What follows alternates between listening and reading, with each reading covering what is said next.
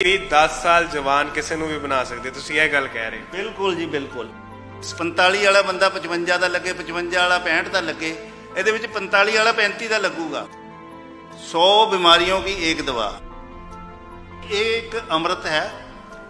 ਇੰਨੀਆਂ ਜਗ੍ਹਾ ਦੇ ਵਿੱਚ ਇਹ ਕੰਮ ਆਉਂਦੀ ਹੈਗੀ ਆ ਵੀ ਤੁਸੀਂ ਇਹਦਾ ਵਰਣਨ ਹੀ ਨਹੀਂ ਕਰ ਸਕਦੇ। ਮੈਕਸੀਮਮ ਜੋ ਲੇਡੀਜ਼ ਦੇ ਦਿੱਕਤ ਆਉਂਦੀ ਨਾ, ਉਹਨਾਂ ਨੂੰ ਐਕਸਟਰਨਲ ਕਰੀਮਸ ਵਗੈਰਾ ਹੋਰ ਕੁਝ ਦਿੱਤੀਆਂ ਜਾਂਦੀਆਂ। ਬਾਹਰੋਂ ਤੁਸੀਂ ਲੱਖ ਚਾਹੇ ਦਵਾਈਆਂ ਲਗਾ ਲਓ, ਜਦ ਤੱਕ ਤੁਹਾਡੀ ਅੰਦਰੋਂ ਸਕਿਨ ਠੀਕ ਨਹੀਂ ਨਾ ਹੋਣੀ। ਇਹਨੇ ਅੰਦਰੋਂ ਲਾਲਟਨ ਨੂੰ ਜਿੱਦਾਂ ਅੰਦਰੋਂ ਸਾਫ਼ ਕਰੀਦਾ, ਉਸ ਤਰ੍ਹਾਂ ਇਹ ਅੰਦਰੋਂ ਸਕਿਨ ਨੂੰ ਟਾਈਟ ਕਰਦੀ। ਈਵਨ ਕਈਆਂ ਦੇ ਡਾਰਕ ਕਲਰ ਹੈਗਾ, ਜਿੱਦਾਂ ਕਾਲੇ ਰੰਗ ਤੋਂ ਪਰੇਸ਼ਾਨ ਹੈਗੇ ਵੀ ਮੇਰੀ ਡੇ ਬਾਈ ਡੇ ਸਕਿਨ ਕਾਲੀ ਹੁੰਦੀ ਜਾ ਰਹੀ ਹੈਗੀ ਆ, ਉਹ ਵੀ ਅਗਰ ਇਹਨੂੰ ਸ਼ੁਰੂ ਕਰ ਦੇਣਾ ਅੰਦਰੋਂ ਬਿਲਕੁਲ ਸਕਿਨ, ਜਾਂ ਆਮ ਤੌਰ 'ਤੇ ਲੇਡੀਜ਼ ਨੂੰ ਛਾਈਆਂ ਦੀ ਸਮੱਸਿਆ ਹੋ ਜਾਂਦੀ ਹੈ, ਠੀਕ ਹੈ ਨਾ, ਉਹਦੇ ਵਿੱਚ ਬਹੁਤ ਅੱਛੇ ਰਿਜ਼ਲਟ ਹੈ। ਖਾਸ ਕਰ ਇਹਦੇ ਸਕਿਨ ਦੇ ਵਿੱਚ ਤਾਂ ਮਾਰਵਲਸ ਰਿਜ਼ਲਟ ਹੈਗੇ। ਤਾਂ ਤੁਸੀਂ ਐਂ ਨਹੀਂ ਲੱਗਦਾ ਵੀ ਬਿਊਟੀ ਪਾਰਲਰ ਵਾਲੇ ਦਾ ਕੰਮ ਖਤਮ ਕਰੋਗੇ? ਉਹਨਾਂ ਦੀ ਥੋੜੀ ਮਿਹਨਤ ਤਾਂ ਘਟਾ ਸਕਦੇ ਆ, ਖਤਮ ਨਹੀਂ ਕਰ ਸਕਦੇ। ਕਿੰਨੀਆਂ ਕੁ ਬਿਮਾਰੀਆਂ ਦਾ ਇਲਾਜ ਹੈ ਜਿਹੜਾ ਤੁਸੀਂ ਕਹਿ ਰਹੇ ਹੋ ਵੀ ਛੋਟਾ ਜਿਹਾ ਸ਼ੈਸ਼ੇ ਹੈ, ਇਹ ਕਿੰਨੀ ਕੁ ਬਿਮਾਰੀਆਂ ਦਾ ਇਲਾਜ? ਅਸੀਂ ਖਾਂਦੇ ਕਿਸੇ ਹੋਰ ਬਿਮਾਰੀ ਲਈ ਆ, ਸਾਡੀ ਠੀਕ ਕੋਈ ਹੋਰ ਬਿਮਾਰੀ ਹੋ ਰਹੀ ਹੁੰਦੀ ਹੈ। ਇਹ ਇਹਦਾ ਜਾਦੂਈ ਕਮਾਲ ਹੈਗਾ। ਐਕਟੀਵੇਟ ਹੈ ਪੂਰੇ, ਤਿਆਰ ਖੜੇ ਫੌਜੀ ਲੜਨ ਦੇ ਲਈ, ਬਿਮਾਰੀ ਲਈ। ਜਿਹੜਾ ਮਰਜ਼ੀ ਕੀਟਾਣੂ ਆ ਰਿਹਾ ਬਾਹਰੋਂ, ਉਹਦੇ ਨਾਲ ਲੜਾਈ ਕਰਦੇ ਆ। ਤੇ ਜਿਹੜੇ ਸਾਡੇ ਅੰਗ ਖਰਾਬ ਹੋ ਰਹੇ ਨੇ, ਉਹਨਾਂ ਦੀ ਰਿਪੇਅਰ ਕਰਨੀ ਹੈ ਨੇ। ਅੱਜ ਤੱਕ ਇੰਡੀਆ ਦੇ ਵਿੱਚ ਸਿਰਫ ਸਾਡੀ ਕੰਪਨੀ ਹੈਗੀ ਹੈ ਜਿਹੜੀ ਇਸ ਸਟੈਮ ਸੈੱਲ ਨੂੰ ਔਰਲੀ ਲੈ ਕੇ ਆਈ। ਨੌਜਵਾਨ ਜਿਹੜਾ ਕਈ ਵਾਰੀ ਕਾਲਜ ਜਾਂ ਸਕੂਲ ਜਾਂਦਾ ਹੁੰਦਾ, ਉਹ ਹੀ ਕਹਿਣ ਲੱਗ ਜਾਂਦਾ ਯਾਰ ਜੋੜਾਂ ਦੇ ਵਿੱਚ ਦਰਦ ਹੋ ਰਿਹਾ ਮੇਰੇ ਤਾਂ। ਇਹੋ ਜਿਹੀਆਂ ਚੀਜ਼ਾਂ ਬਹੁਤ ਜ਼ਿਆਦਾ ਵੱਧ ਗਈਆਂ। ਇਹ ਲਦਾਖ ਦੇ ਵਿੱਚ ਇੱਕ ਫਰੂਟ ਹੁੰਦਾ ਜੀ, ਠੀਕ ਹੈ ਨਾ, ਇਹਦੇ ਵਿੱਚ ਓਮੇਗਾ 3, ਓਮੇਗਾ 6, ਓਮੇਗਾ 7 ਔਰ ਓਮੇਗਾ 9, ਇਹ ਹਾਰਟ ਤੇ, ਲਿਵਰ ਤੇ, ਅਰਥਰਾਈਟਿਸ ਤੇ, ਕਾਫੀ ਡਿਜ਼ੀਜ਼ ਦੇ ਵਿੱਚ ਨਾਲ ਇਹ ਕੰਮ ਕਰਦਾ ਹੈਗਾ। ਜਿਹੜੀਆਂ ਬਿਮਾਰੀਆਂ ਤੁਸੀਂ ਹੁਣ ਤੱਕ ਸੁਣੀਆਂ ਹੋਣਗੀਆਂ, ਉਹਨਾਂ ਸਾਰਿਆਂ ਦਾ ਹੀ ਇੱਕ ਡੱਬੀ ਨਾਲ ਇਲਾਜ ਹੋ ਰਿਹਾ। ਇਹਨੇ ਜਦੋਂ ਤੁਹਾਡੇ ਬਲੱਡ ਦੇ ਵਿੱਚ ਐਂਟਰ ਕਰਨਾ ਹੈਗਾ, ਇਹਨੇ ਉਸ ਸੈਲਸ ਨੂੰ ਐਕਟੀਵੇਟ ਕਰਨਾ ਹੈ ਜਿਹਦੇ ਕਰਕੇ ਬਿਮਾਰੀ ਹੋਈ ਹੈ। ਤੁਸੀਂ ਕਿਹਾ ਵੀ ਕੈਂਸਰ ਵਰਗੀ ਬਿਮਾਰੀ ਦੇ ਵਿੱਚ ਵੀ ਲਾਹੇਵੰਦ ਹੈ, ਕਿ ਹਰ ਪ੍ਰਕਾਰ ਦਾ ਕੈਂਸਰ ਇਸ ਨਾਲ ਠੀਕ? ਕੈਂਸਰ ਡਿਟੈਕਟ ਹੋਣ ਤੋਂ ਪਹਿਲਾਂ ਸਰੀਰ ਦੇ ਵਿੱਚ ਕੋਈ ਗੱਠ, ਗੰਢ, ਰਸੌਲੀ, ਕੋਈ ਗਿਲਟੀ, ਉਹਦਾ ਜਾਂਚ ਕਰਵਾ ਲੈਣੀ ਚਾਹੀਦੀ ਹੈ। ਅਗਰ ਉਹਨੂੰ ਕੈਂਸਰ ਡਾਇਗਨੋਜ਼ ਹੁੰਦਾ ਹੈਗਾ, ਸਾਡੇ ਕੋਲ ਆਵੇ, ਅਸੀਂ ਉਹਨੂੰ ਬਿਲਕੁਲ ਠੀਕ ਕਰ ਦਾਂਗੇ। ਲੋਕਾਂ ਨੂੰ ਜ਼ਰੂਰ ਇਹ ਸਮਝਾਓ ਵੀ ਡਿਪਰੈਸ਼ਨ ਦਾ ਸਟੈਮ ਸੈੱਲ ਨਾਲ ਕੀ ਲੈਣਾ ਦੇਣਾ, ਕਿਵੇਂ ਡਿਪਰੈਸ਼ਨ ਵਰਗੀ ਬਿਮਾਰੀ ਇਸ ਨਾਲ ਠੀਕ ਹੋ ਸਕਦੀ? ਨੀਂਦ ਲਿਆਉਣ ਦੇ ਲਈ ਕੋਈ ਨਸ਼ੇ ਦਾ ਸਹਾਰਾ ਲੈਂਦੇ ਆ, ਕੋਈ ਟੈਬਲੇਟਸ ਦਾ ਸਹਾਰਾ ਲੈ ਰਿਹਾ ਹੈਗਾ, ਕੋਈ ਅਲੱਗ-ਅਲੱਗ ਤਰ੍ਹਾਂ ਦੇ ਨਾਲ। ਇਹ ਬਹੁਤ ਅੱਛਾ ਸਾਧਨ ਹੈ, ਇਹਦੇ ਨਾਲ ਤੁਹਾਨੂੰ ਇੱਕ ਸਾਊਂਡ ਸਲੀਪ ਆਏਗੀ। ਅਗਰ ਤੁਹਾਨੂੰ ਨੀਂਦ ਅੱਛੀ ਆ ਗਈ, 5-6 ਵਜੇ ਤੁਹਾਡੀ ਜਾਗ ਖੁੱਲਦੀ ਹੈ, ਤੁਸੀਂ ਸਵੇਰੇ ਆਪਣੇ ਨੂੰ ਬਹੁਤ ਜ਼ਿਆਦਾ ਐਕਟਿਵ ਤੇ ਅੱਛੇ ਐਨਰਜੈਟਿਕ ਮਹਿਸੂਸ ਕਰਦੇ ਹੋ। ਇੱਕ ਵੀਕ ਦੇ ਵਿੱਚ ਅਸੀਂ ਪੇਸ਼ੈਂਟਸ ਦੇ ਬਹੁਤ ਵਧੀਆ ਰਿਜ਼ਲਟ ਲਏ, ਜਿਨ੍ਹਾਂ ਨੂੰ ਟੈਬਲੇਟ ਖਾ ਕੇ ਵੀ ਨੀਂਦ ਨਹੀਂ ਸੀ ਆਉਂਦੀ।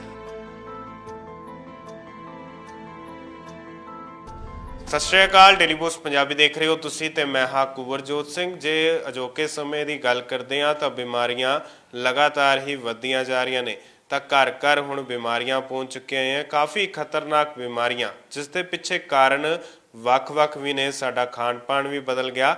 ਪਰ ਅੱਜ ਉਸੇ ਵਿੱਚ ਹੀ ਲੁਧਿਆਣਾ ਦੇ ਠਾਕੁਰ ਹਸਪਤਾਲ ਦੇ ਵਿੱਚ ਪਹੁੰਚੇ ਹਾਂ, ਤਾਂ ਇੱਥੇ ਤੁਹਾਨੂੰ ਦੱਸ ਦਿੰਦੇ ਹਾਂ ਵੀ ਜਦੋਂ ਇਹਨਾਂ ਨਾਲ ਗੱਲਬਾਤ ਕੀਤੀ ਹੈ, ਸਾਨੂੰ ਇਹ ਪਤਾ ਲੱਗਿਆ ਵੀ ਇੱਕ ਡੱਬੀ ਨਾਲ ਹੀ ਇਹ ਕਾਫੀ ਇਲਾਜ ਕਰ ਦਿੰਦੇ ਆ। ਯਾਨੀ ਕਿ ਜਿਹੜੀਆਂ ਬਿਮਾਰੀਆਂ ਤੁਸੀਂ ਹੁਣ ਤੱਕ ਸੁਣੀਆਂ ਹੋਣਗੀਆਂ, ਉਹਨਾਂ ਸਾਰਿਆਂ ਦਾ ਹੀ ਇੱਕ ਡੱਬੀ ਨਾਲ ਇਲਾਜ ਹੋ ਰਿਹਾ।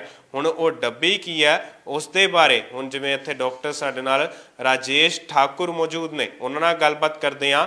ਉਹਨਾਂ ਤੋਂ ਪੁੱਛਦੇ ਹਾਂ ਵੀ ਅਸਲ ਦੇ ਵਿੱਚ ਇਸ ਦੇ ਵਿੱਚ ਹੈ ਕੀ ਹੈ ਅਤੇ ਕਿਸ ਹਿਸਾਬ ਨਾਲ ਇਹ ਕਾਫੀ ਵੱਡੀਆਂ ਬਿਮਾਰੀਆਂ ਦਾ ਇਲਾਜ ਇਸ ਨਾਲ ਹੋ ਜਾਂਦਾ। ਬਿਮਾਰੀਆਂ ਕਿਹੜੀਆਂ ਨੇ ਤੁਹਾਨੂੰ ਥੋੜ੍ਹਾ ਬਹੁਤਾ ਦੱਸ ਵੀ ਦਿੰਦੇ ਹਾਂ। ਸ਼ੂਗਰ ਵਰਗੀ ਬਿਮਾਰੀ ਹੋ ਗਈ, ਡਿਪਰੈਸ਼ਨ ਹੋ ਗਈ, ਬਲੱਡ ਪ੍ਰੈਸ਼ਰ ਹੋ ਗਿਆ ਅਤੇ ਕੈਂਸਰ ਵਰਗੀ ਬਿਮਾਰੀ ਜਿਹੜੀ ਪੰਜਾਬ ਦੇ ਵਿੱਚ ਇਸ ਸਮੇਂ ਘਰ ਕਰ ਚੁੱਕੀ ਹੋਈ ਹੈ। ਹਰ ਇੱਕ ਘਰ ਦੇ ਵਿੱਚ, ਜਿਵੇਂ ਕਿ ਆਪਾਂ ਕਈ ਵਾਰੀ ਗੱਲ ਵੀ ਕਹਿ ਦਿੰਦੇ ਹਾਂ ਵੀ 4-5 ਘਰ ਛੱਡ ਕੇ ਹੀ ਹੁਣ ਕੈਂਸਰ ਪੰਜਾਬ ਦੇ ਵਿੱਚ ਹੋ ਚੁੱਕਾ ਹੋਇਆ, ਤਾਂ ਉਸ ਦੇ ਵਿੱਚ ਇਹ ਕਿੰਨੀ ਕੁ ਕਾਰਗਰ ਹੈ। ਹੁਣ ਗੱਲਬਾਤ ਕਰਦੇ ਹਾਂ ਅਤੇ ਪੁੱਛਦੇ ਹਾਂ ਵੀ ਇੱਕ ਡੱਬੀ ਨਾਲ ਕਿਸ ਤਰੀਕੇ ਨਾਲ ਇਲਾਜ ਹੋ ਜਾਂਦਾ। ਪਹਿਲਾਂ ਤੁਹਾਡਾ ਡੇਲੀ ਪੋਸਟ ਤੇ ਬਹੁਤ-ਬਹੁਤ ਸਵਾਗਤ ਕਰਦੇ ਹਾਂ। ਸ਼ੁਕਰੀਆ ਜੀ ਗੁਰਜੋਤ ਜੀ, ਸ਼ੁਕਰੀਆ, ਧੰਨਵਾਦ ਤੁਹਾਡਾ ਬਹੁਤ। ਮੈਂ ਸ਼ੁਰੂਆਤ ਦੇ ਵਿੱਚ ਗੱਲ ਕੀਤੀ, ਸਿੱਧੀ ਗੱਲ ਕਹਾਂਗਾ ਵੀ ਇੱਕ ਡੱਬੀ, ਮੈਂ ਗੱਲ ਕੀਤੀ ਦਰਸ਼ਕਾਂ ਨੂੰ, ਉਹ ਡੱਬੀ ਵੀ ਦਿਖਾਓ। ਤੇ ਇੱਕ ਡੱਬੀ ਨਾਲ ਤੁਸੀਂ ਕਹਿੰਦੇ ਅਸੀਂ ਵੱਖ-ਵੱਖ ਇਲਾਜ ਕਰੀ ਜਾਂਦੇ ਹਾਂ, ਕੀ ਉਹਦੇ ਵਿੱਚ ਹੈ ਵੀ ਉਹ ਇੰਨੇ ਇਲਾਜ ਕਰ ਦਿੰਦੀ ਆ? ਮੈਂ ਅੱਜ ਕੱਲ੍ਹ ਸਟੈਮ ਸੈੱਲ ਤੇ ਕੰਮ ਕਰ ਰਿਹਾ। ਅੱਜ ਦੇ ਟਾਈਮ ਦੇ ਵਿੱਚ ਜਿਸ ਹਿਸਾਬ ਨਾਲ ਬਿਮਾਰੀਆਂ ਬਹੁਤ ਤੇਜ਼ੀ ਦੇ ਨਾਲ ਮਾਨਵਤਾ 'ਤੇ ਅਟੈਕ ਕਰ ਰਹੀਆਂ, ਇਮਿਊਨ ਸਿਸਟਮ ਇੰਨੇ ਕਿ ਵੀਕ ਹੋ ਚੁੱਕੇ ਹਨ ਕਿ ਸਰੀਰ ਦੇ ਵਿੱਚ ਕੋਈ ਦਵਾਈ ਕੰਮ ਨਹੀਂ ਕਰ ਰਹੀ। ਹੁਣ ਅਸੀਂ ਸਵਿਟਜ਼ਰਲੈਂਡ ਦੀ ਕੰਪਨੀ ਦੇ ਨਾਲ ਕੋਲੈਬੋਰੇਸ਼ਨ ਕਰਕੇ ਸਟੈਮ ਸੈੱਲ ਤੇ ਕੰਮ ਕਰ ਰਹੇ ਹਾਂ। ਅਸੀਂ ਸਟੈਮ ਸੈੱਲ ਇੱਥੇ ਇੰਪੋਰਟ ਕਰ ਰਹੇ ਹਾਂ, ਜਿਹਦੇ ਵਿੱਚ ਅਸੀਂ ਆਹ ਦੇਖੋ, ਤੁਹਾਨੂੰ ਮੈਂ ਦਿਖਾਣਾ।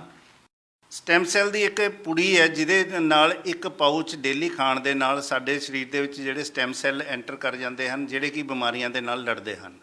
ਸਟੈਮ ਸੈੱਲ ਹੁੰਦਾ ਕੀ ਹੈ? ਤੁਸੀਂ ਸਟੈਮ ਸੈੱਲ ਦੀ ਗੱਲ ਕਰਤੇ, ਕਈ ਸਾਡੇ ਲੋਕਾਂ ਨੂੰ ਜਿਹੜੇ ਮੈਡੀਕਲ ਨਾਲ ਨਹੀਂ ਰਿਲੇਟ ਕਰਦੇ, ਸਟੈਮ ਸੈੱਲ ਬਾਰੇ ਪਤਾ ਨਹੀਂ ਹੋਊਗਾ, ਤਾਂ ਸਟੈਮ ਸੈੱਲ ਕਿੱਦਾਂ ਵੱਡੀਆਂ ਵੱਡੀਆਂ ਬਿਮਾਰੀਆਂ ਦਾ ਇਲਾਜ ਕਰ ਰਹੇ? ਸਾਡਾ ਸਰੀਰ ਕਰੋੜਾਂ ਸੈੱਲਾਂ ਦੇ ਨਾਲ ਮਿਲ ਕੇ ਬਣਿਆ ਹੈ। ਜਿਹੜੇ ਸੈੱਲ ਹੈ, ਸੈੱਲ ਤੋਂ ਬਾਅਦ ਟਿਸ਼ੂ ਬਣਦਾ ਹੈ, ਟਿਸ਼ੂ ਤੋਂ ਬਾਅਦ ਆਰਗਨ ਬਣਦਾ ਹੈ, ਆਰਗਨ ਤੋਂ ਬਾਅਦ ਬਾਡੀ ਬਣਦੀ ਹੈ। ਸਾਡੇ ਸਰੀਰ ਦੇ ਵਿੱਚ 200 ਪ੍ਰਕਾਰ ਦੇ ਅਲੱਗ-ਅਲੱਗ ਤਰ੍ਹਾਂ ਦੇ ਸੈੱਲ ਹਨ, ਜਿਹਦੇ ਵਿੱਚ stem cell, epithelial cell, endothelial cell, platelet cell, skin cell, muscle cell, ਇਸ ਤਰ੍ਹਾਂ ਦੇ 200 ਤਰ੍ਹਾਂ ਦੇ ਸੈੱਲ ਹੁੰਦੇ ਹਨ। ਜਿਹਦੇ ਵਿੱਚ ਇੱਕ WBC ਸੈੱਲ ਹੈ ਸਾਡੇ, ਉਹ ਸਰੀਰ ਦੇ ਹਰੇਕ ਤਰ੍ਹਾਂ ਦੀ ਕੋਈ ਬਿਮਾਰੀ ਦੇ ਨਾਲ ਲੜਦੇ ਹਨ। ਕੋਈ ਵੀ ਜਦੋਂ ਸਾਨੂੰ ਬਿਮਾਰੀ ਹੁੰਦੀ ਹੈ, ਸਭ ਤੋਂ ਪਹਿਲਾਂ ਸਾਡੇ ਸੈੱਲ ਉਹਨਾਂ ਦੇ ਨਾਲ ਬਿਮਾਰੀ ਦੇ ਕੀਟਾਣੂਆਂ ਦੇ ਨਾਲ ਲੜਦੇ ਹਨ। ਜਿਹੜੇ ਸਾਡੇ ਬਾਡੀ ਦੇ ਸਟੈਮ ਸੈੱਲ ਹੈ, ਇਹ ਇੰਨੇ ਕਿ ਸੂਝਵਾਨ ਸਟੈਮ ਸੈੱਲ ਹੁੰਦੇ ਹਨ। ਜਦੋਂ ਕੋਈ ਕਿਸੇ ਟਾਈਪ ਦੇ ਮੰਨ ਲਓ ਸਕਿਨ ਸੈੱਲ ਦੀ ਸਾਡੇ ਬਾਡੀ ਦੇ ਵਿੱਚ ਘੱਟ ਮਾਤਰਾ ਉਹਨਾਂ ਦੀ ਮਹਿਸੂਸ ਹੁੰਦੀ ਹੈ, ਬਿਮਾਰੀ ਵੱਡੇ ਲੈਵਲ ਦੀ ਆ ਗਈ ਹੈ, ਤੇ ਉਹਨਾਂ ਨੇ ਆਪਣੇ ਆਪ ਨੂੰ ਸਟੈਮ ਸੈੱਲ ਨੇ ਸਕਿਨ ਸੈੱਲ 'ਚ ਆਪਣੇ ਆਪ ਨੂੰ ਕਨਵਰਟ ਕਰ ਲੈਣਾ। ਪਰ ਕਈ ਵਾਰੀ ਬਿਮਾਰੀ, ਕੈਂਸਰ ਵਰਗੀ ਬਿਮਾਰੀ ਹੁੰਦੀ ਹੈ, ਉਹ ਸਟੈਮ ਸੈੱਲ ਵੀ ਸਾਡੇ ਸਰੀਰ ਦੇ ਵਿੱਚ ਘੱਟ ਮਾਤਰਾ ਪੈਂਦੀ ਹੈਗੀ ਹੈ। ਇਸ ਕਰਕੇ ਸਾਨੂੰ ਐਕਸਟਰਨਲ ਸਟੈਮ ਸੈੱਲ ਲੈਣ ਦੀ ਲੋੜ ਹੈ, ਬਾਹਰੀ ਰੂਪ ਦੇ ਵਿੱਚੋਂ, ਜਿਹੜਾ ਕਿ ਪਹਿਲਾਂ ਕੋਈ ਪੋਸੀਬਲ ਨਹੀਂ ਸੀਗਾ। ਸਵਿਟਜ਼ਰਲੈਂਡ ਦੇ ਸਾਇੰਟਿਸਟ ਡਾਕਟਰ ਫਰੈਡ ਜੂਲੀ ਨੇ ਇਸ ਚੀਜ਼ ਦੀ ਇਨਵੈਂਸ਼ਨ ਕੀਤੀ ਹੈ, ਜਿਹਦੇ ਨਾਲ ਕਿ ਉਹਨਾਂ ਨੇ ਗ੍ਰੀਨ ਐਪਲ ਔਰ ਗ੍ਰੇਪਸ ਦੇ ਵਿੱਚੋਂ ਸਟੈਮ ਸੈੱਲ ਐਕਸਟ੍ਰੈਕਟ ਕੱਢੇ, ਜਿਹੜਾ ਕਿ ਵਿਚ are equivalent to human cells. 80% ਉਹ ਹਿਊਮਨ ਸੈੱਲਸ ਦੇ ਬਰਾਬਰ ਹਨ। ਜਦੋਂ ਉਹਨਾਂ ਦੀ ਅਸੀਂ ਇਨਟੇਕ ਕਰਦੇ ਹੈਗੇ ਆ, ਤੇ ਸਾਡੇ ਬਾਡੀ ਦੇ ਵਿੱਚ ਸਟੈਮ ਸੈੱਲ ਦੀ ਮਾਤਰਾ ਬਹੁਤ ਜ਼ਿਆਦਾ ਹੋ ਜਾਂਦੀ ਹੈ, ਜਿਹੜੇ ਕਿ ਬਿਮਾਰੀਆਂ ਦੇ ਨਾਲ ਲੜਦੇ ਹਨ। ਇਹਦੇ ਨਾਲ ਅਸੀਂ ਵੱਡੀਆਂ ਵੱਡੀਆਂ ਗੰਭੀਰ ਬਿਮਾਰੀਆਂ ਠੀਕ ਕੀਤੀਆਂ ਹਨ। ਜਿਹੜੇ ਪੇਸ਼ੈਂਟਸ ਨੂੰ ਜਵਾਬ ਵੀ ਮਿਲ ਗਿਆ ਘਰੋਂ, ਉਹਨਾਂ ਨੂੰ ਵੀ ਦੁਬਾਰਾ ਅਸੀਂ ਇਸ ਚੀਜ਼ ਦੇ ਨਾਲ ਸਟੈਂਡ ਕੀਤਾ ਹੈ। ਤੁਸੀਂ ਕਿਹਾ ਸਟੈਮ ਸੈੱਲ ਜਿਹੜਾ ਹੈ ਨਾ ਬਾਡੀ ਦੇ ਵਿੱਚ, ਬਾਕੀ ਜਿਵੇਂ ਵਾਈਟ ਬਲੱਡ ਸੈਲਸ ਵੀ ਆਪਾਂ ਕਹਿ ਦਿੰਦੇ ਆ, ਰੈੱਡ ਬਲੱਡ ਸੈਲਸ ਹੁੰਦੇ ਨੇ, ਤਾਂ ਉਹਨਾਂ ਦੀ ਜਗ੍ਹਾ ਲੈ ਲੈਂਦਾ। ਤੇ ਤੁਸੀਂ ਕਿਹਾ ਵੀ ਕੈਂਸਰ ਵਰਗੀ ਬਿਮਾਰੀ ਦੇ ਵਿੱਚ ਵੀ ਲਾਹੇਵੰਦ ਹੈ। ਕਿ ਹਰ ਪ੍ਰਕਾਰ ਦਾ ਕੈਂਸਰ ਇਸ ਨਾਲ ਠੀਕ ਹੋ ਸਕਦਾ? ਅਗਰ ਤਾਂ ਪੇਸ਼ੈਂਟ ਸਾਡੇ ਕੋਲ ਪਹਿਲਾਂ ਹੀ ਅੱਛੀ ਸਟੇਜ ਦੇ ਵਿੱਚ ਆ ਜਾਂਦਾ ਹੈ। ਆਮ ਤੌਰ 'ਤੇ ਪੇਸ਼ੈਂਟ ਸਾਡੇ ਕੋਲ ਉਦੋਂ ਆਉਂਦੇ ਆ ਜਦੋਂ 4th ਸਟੇਜ 'ਤੇ ਪਹੁੰਚ ਜਾਂਦੇ ਹਨ। ਕੀਮੋਥੈਰੇਪੀ ਕਰਵਾ ਕੇ, ਰੇਡੀਓਥੈਰੇਪੀ, ਹੋਰ ਵੀ ਮਾਡਰਨ ਸਾਇੰਸਿਸ ਦੇ ਹਰੇਕ ਇਲਾਜ ਕਰਾਉਣ ਤੋਂ ਬਾਅਦ ਆਉਂਦਾ ਹੈ। ਅਗਰ ਸਾਡੇ ਕੋਲ, ਤਾਂ ਵੀ ਪੇਸ਼ੈਂਟ ਨੂੰ ਖੈਰ ਬੈਨੀਫਿਟ ਮਿਲਦਾ ਹੈ। ਅਗਰ ਸਾਡੇ ਕੋਲ ਪੇਸ਼ੈਂਟ ਪ੍ਰੀ ਸਟੇਜ ਦੇ ਵਿੱਚ, ਅਰਲੀ ਸਟੇਜ ਦੇ ਵਿੱਚ ਸਾਡੇ ਕੋਲ ਆ ਜਾਂਦਾ ਹੈ, ਮੰਨ ਲਓ ਉਦੋਂ ਕੈਂਸਰ ਡਿਟੈਕਟ ਹੋਣ ਤੋਂ ਪਹਿਲਾਂ ਸਰੀਰ ਦੇ ਵਿੱਚ ਕੋਈ ਗੱਠ, ਗੰਢ, ਰਸੌਲੀ, ਕੋਈ ਗਿਲਟੀ, ਉਹਦਾ ਜਾਂਚ ਕਰਵਾ ਲੈਣੀ ਚਾਹੀਦੀ ਹੈ। ਅਗਰ ਉਹਨੂੰ ਕੈਂਸਰ ਡਾਇਗਨੋਜ਼ ਹੁੰਦਾ ਹੈਗਾ, ਸਾਡੇ ਕੋਲ ਆਵੇ, ਅਸੀਂ ਉਹਨੂੰ ਬਿਲਕੁਲ ਠੀਕ ਕਰ ਦਾਂਗੇ। ਅੱਛਾ ਜੀ, ਵੱਡੀ ਗੱਲ ਤੁਸੀਂ ਔਨ ਦੀ ਰਿਕਾਰਡ ਕਹਿ ਰਹੇ ਹੋ। ਸਰ, ਪੇਸ਼ੈਂਟ ਸਾਡੇ ਕੋਲ ਆਂਦਾ ਥੋੜੀ ਲੇਟ ਸਟੇਜ ਤੇ ਹੈ, ਉਹਦੇ ਬਾਵਜੂਦ ਹੀ ਪੇਸ਼ੈਂਟ ਨੂੰ ਰਿਲੀਫ ਮਿਲਦਾ ਹੈ, ਬਹੁਤ ਜ਼ਿਆਦਾ ਰਿਲੀਫ ਮਿਲਦਾ ਹੈ। ਠੀਕ ਹੈ ਨਾ। ਮੈਂ ਨਾ ਇੱਕ ਹੋਰ ਗੱਲ ਪੁੱਛਣੀ ਚਾਹਾਂਗਾ। ਕਈ ਵਾਰ ਨਾ ਅਸੀਂ ਇਹਨਾਂ ਬਿਮਾਰੀਆਂ ਵੱਲ ਧਿਆਨ ਵੀ ਨਹੀਂ ਦਿੰਦੇ, ਪਰ ਹਰ ਘਰ 'ਚ ਹੋ ਗਈਆਂ। ਜੇ ਸ਼ੂਗਰ ਦੀ ਗੱਲ ਕਰਦੇ ਹਾਂ, ਜਿਹਨੂੰ ਆਪਾਂ ਡਾਇਬਟੀਜ਼ ਵੀ ਕਹਿ ਦਿੰਦੇ ਹਾਂ, ਡਾਇਬਟੀਜ਼ ਹਰ ਘਰ ਦੇ ਵਿੱਚ ਹੋਊਗੀ। ਤਾਂ ਕੀ ਇਹ ਡਾਇਬਟੀਜ਼ ਦੇ ਵਿੱਚ ਵੀ ਜਿਹੜੇ ਤੁਸੀਂ ਕਹਿ ਰਹੇ ਹੋ ਵੀ ਸਟੈਮ ਸੈੱਲ ਜਿਹੜੇ ਨੇ ਉਹ ਫਾਇਦੇਮੰਦ ਹੋਣਗੇ? ਕਿਉਂਕਿ ਇਹ ਹੁਣ ਹਰ ਘਰ 'ਚ ਪਹੁੰਚ ਗਈ ਹੈ, ਬੜਿਆਂ ਨੂੰ ਪ੍ਰੋਬਲਮ ਹੋ ਗਈ ਹੈ। ਤੁਹਾਡੇ ਆਸ-ਪਾਸ ਹੀ ਅਸੀਂ ਜੇ ਗੱਲ ਕਰਦੇ ਹਾਂ, ਕਈਆਂ ਨੂੰ ਸ਼ੂਗਰ, ਮਤਲਬ ਨੌਜਵਾਨਾਂ ਨੂੰ ਤੱਕ ਸ਼ੂਗਰ ਹੋਈ ਪਈ ਆ, ਉਹਨਾਂ ਨੂੰ ਵੀ ਜਿਹੜੇ ਆ ਟੀਕੇ ਲਾਣੇ ਪੈਂਦੇ, ਇਨਸੂਲਿਨ ਦੇ ਤੱਕ ਟੀਕੇ ਲਾਣੇ ਪੈਂਦੇ। ਜੀ ਬਿਲਕੁਲ ਠੀਕ ਜੀ। ਦੇਖੋ, ਜਿਹੜੀ ਡਾਇਬਟੀਜ਼ ਦੀ ਬਿਮਾਰੀ ਹੈਗੀ ਹੈ, ਅਸੀਂ ਉਸ ਚੀਜ਼ ਨੂੰ ਬਿਮਾਰੀ ਨਹੀਂ ਮੰਨਦੇ। ਤੁਸੀਂ ਬਿਮਾਰੀ ਮੰਨਦੇ ਹੀ ਨਹੀਂ? ਕਿਉਂਕਿ ਡਾਇਬਟੀਜ਼ ਇੱਕ ਇੰਬੈਲੈਂਸ ਹੋਈ ਹੈ। ਅੱਛਾ। ਜਦੋਂ ਅਸੀਂ ਉਹਨੂੰ ਦਵਾਈ ਖਾਂਦੇ ਹਾਂ ਤੇ ਉਹ ਬੈਲੈਂਸ ਹੋ ਜਾਂਦੀ ਹੈਗੀ ਹੈ। ਬਟ ਜੋ ਮਾਡਰਨ ਸਾਇੰਸ ਦੀਆਂ ਦਵਾਈਆਂ ਹੈ, ਉਹਦਾ ਸਿਰਫ ਇੱਕ ਦਿਨ ਦਾ ਇਲਾਜ ਹੈ। ਉਹ ਸਾਡੇ ਬਲੱਡ ਦੇ ਵਿੱਚ ਜਿਹੜੀ ਸ਼ੂਗਰ ਹੈ ਉਹਨੂੰ ਠੀਕ ਕਰਦੀ ਹੈਗੀ ਹੈ, ਪੈਂਕਰੀਆਸ ਨੂੰ ਵਰਕਿੰਗ 'ਤੇ ਨਹੀਂ ਲਿਆਂਦੀ ਹੈਗੀ। ਇਸ ਕਰਕੇ ਦਵਾਈਆਂ ਖਾਣ ਦੇ ਬਾਵਜੂਦ ਵੀ ਸਾਨੂੰ ਹੋਰ ਬਿਮਾਰੀਆਂ ਜਿਸ ਤਰ੍ਹਾਂ ਕਿ ਕਿਡਨੀ ਫੇਲੀਅਰ ਹੋ ਗਿਆ, ਆਈਸਾਈਟ ਵੀਕ ਹੋ ਜਾਂਦੀ ਹੈਗੀ ਹੈ, ਸਕਿਨ ਦੀ ਪ੍ਰੋਬਲਮ ਹੋ ਜਾਂਦੀ ਹੈ, ਡਾਇਬਟਿਕ ਫੁੱਟ ਹੋ ਜਾਂਦਾ ਹੈਗਾ, ਤੇ ਹੋਰ ਸੋ ਮੈਨੀ ਡਿਜ਼ੀਜ਼ ਹੈ ਜਿਹੜੀਆਂ ਸਾਨੂੰ ਡਾਇਬਟੀਜ਼ ਦੇ ਨਾਲ ਡੇ ਬਾਏ ਡੇ ਸਾਡਾ ਸਰੀਰ ਵੀਕ ਹੋਣਾ ਸ਼ੁਰੂ ਹੋ ਜਾਂਦਾ ਹੈ। ਉਸ ਤੋਂ ਬਾਅਦ ਸਾਨੂੰ ਹੋਰ ਬਿਮਾਰੀਆਂ ਲੱਗਣੀਆਂ ਸ਼ੁਰੂ ਹੋ ਜਾਂਦੀਆਂ ਹਨ। ਤੇ ਜਦੋਂ ਅਸੀਂ ਸਟੈਮ ਸੈੱਲ ਇਨਟੇਕ ਕਰਨਾ ਸ਼ੁਰੂ ਕਰ ਦਿੰਦੇ ਹਾਂ, ਖਾਣਾ ਸ਼ੁਰੂ ਕਰ ਦਿੰਦੇ ਹੈਗੇ ਆ, ਉਹ ਸਾਡੇ ਪੈਂਕਰੀਆਟਿਕ ਸੈੱਲ ਦੇ ਵਿੱਚ ਕਨਵਰਟ ਹੋ ਕੇ ਪੈਂਕਰੀਆਸ ਨੂੰ ਵਰਕਿੰਗ ਤੇ ਲਾਣਾ ਸ਼ੁਰੂ ਕਰ ਦਿੰਦਾ। ਸਲੋਲੀ ਇਨਸੂਲਿਨ ਪ੍ਰੋਡਿਊਸ ਹੋਣਾ ਸ਼ੁਰੂ ਹੋ ਜਾਂਦਾ ਹੈਗਾ। ਉਸ ਤੋਂ ਬਾਅਦ ਅਗਰ ਅਸੀਂ ਕਿਸੇ ਪੇਸ਼ੈਂਟ ਦੀ ਕੋਈ ਦਵਾਈ ਬੰਦ ਨਹੀਂ ਕਰਦੇ, ਜੋ ਪੇਸ਼ੈਂਟ ਦਵਾਈ ਖਾ ਰਿਹਾ ਦਵਾਈ ਖਾਂਦਾ ਰਹੇ, ਇਹਦੇ ਨਾਲ ਐਡ ਆਨ ਕਰਨ ਦੇ ਨਾਲ ਹੀ ਉਹਦੀਆਂ ਜੋ ਹੈ ਪੈਂਕਰੀਆਸ ਵਰਕਿੰਗ ਤੇ ਆ ਜਾਏਗੀ। ਸਲੋਲੀ ਉਹਦੇ ਡਾਕਟਰ ਹੀ ਆਪਣੇ ਆਪ ਉਹਦੀ ਦਵਾਈ ਬੰਦ ਕਰਨਗੇ। ਥਰਡਲੀ, ਜਿਹੜਾ ਡਾਇਬਟੀਜ਼ ਦੀ ਵਜ੍ਹਾ ਦੇ ਨਾਲ ਸਰੀਰ ਦੇ ਵਿੱਚ ਨੁਕਸਾਨ ਹੋ ਰਿਹਾ ਹੈ, ਉਸ ਚੀਜ਼ ਨੂੰ ਇਹ ਬਹੁਤ ਵਧੀਆ ਰੋਕਥਾਮ ਕਰਦੀ ਹੈ।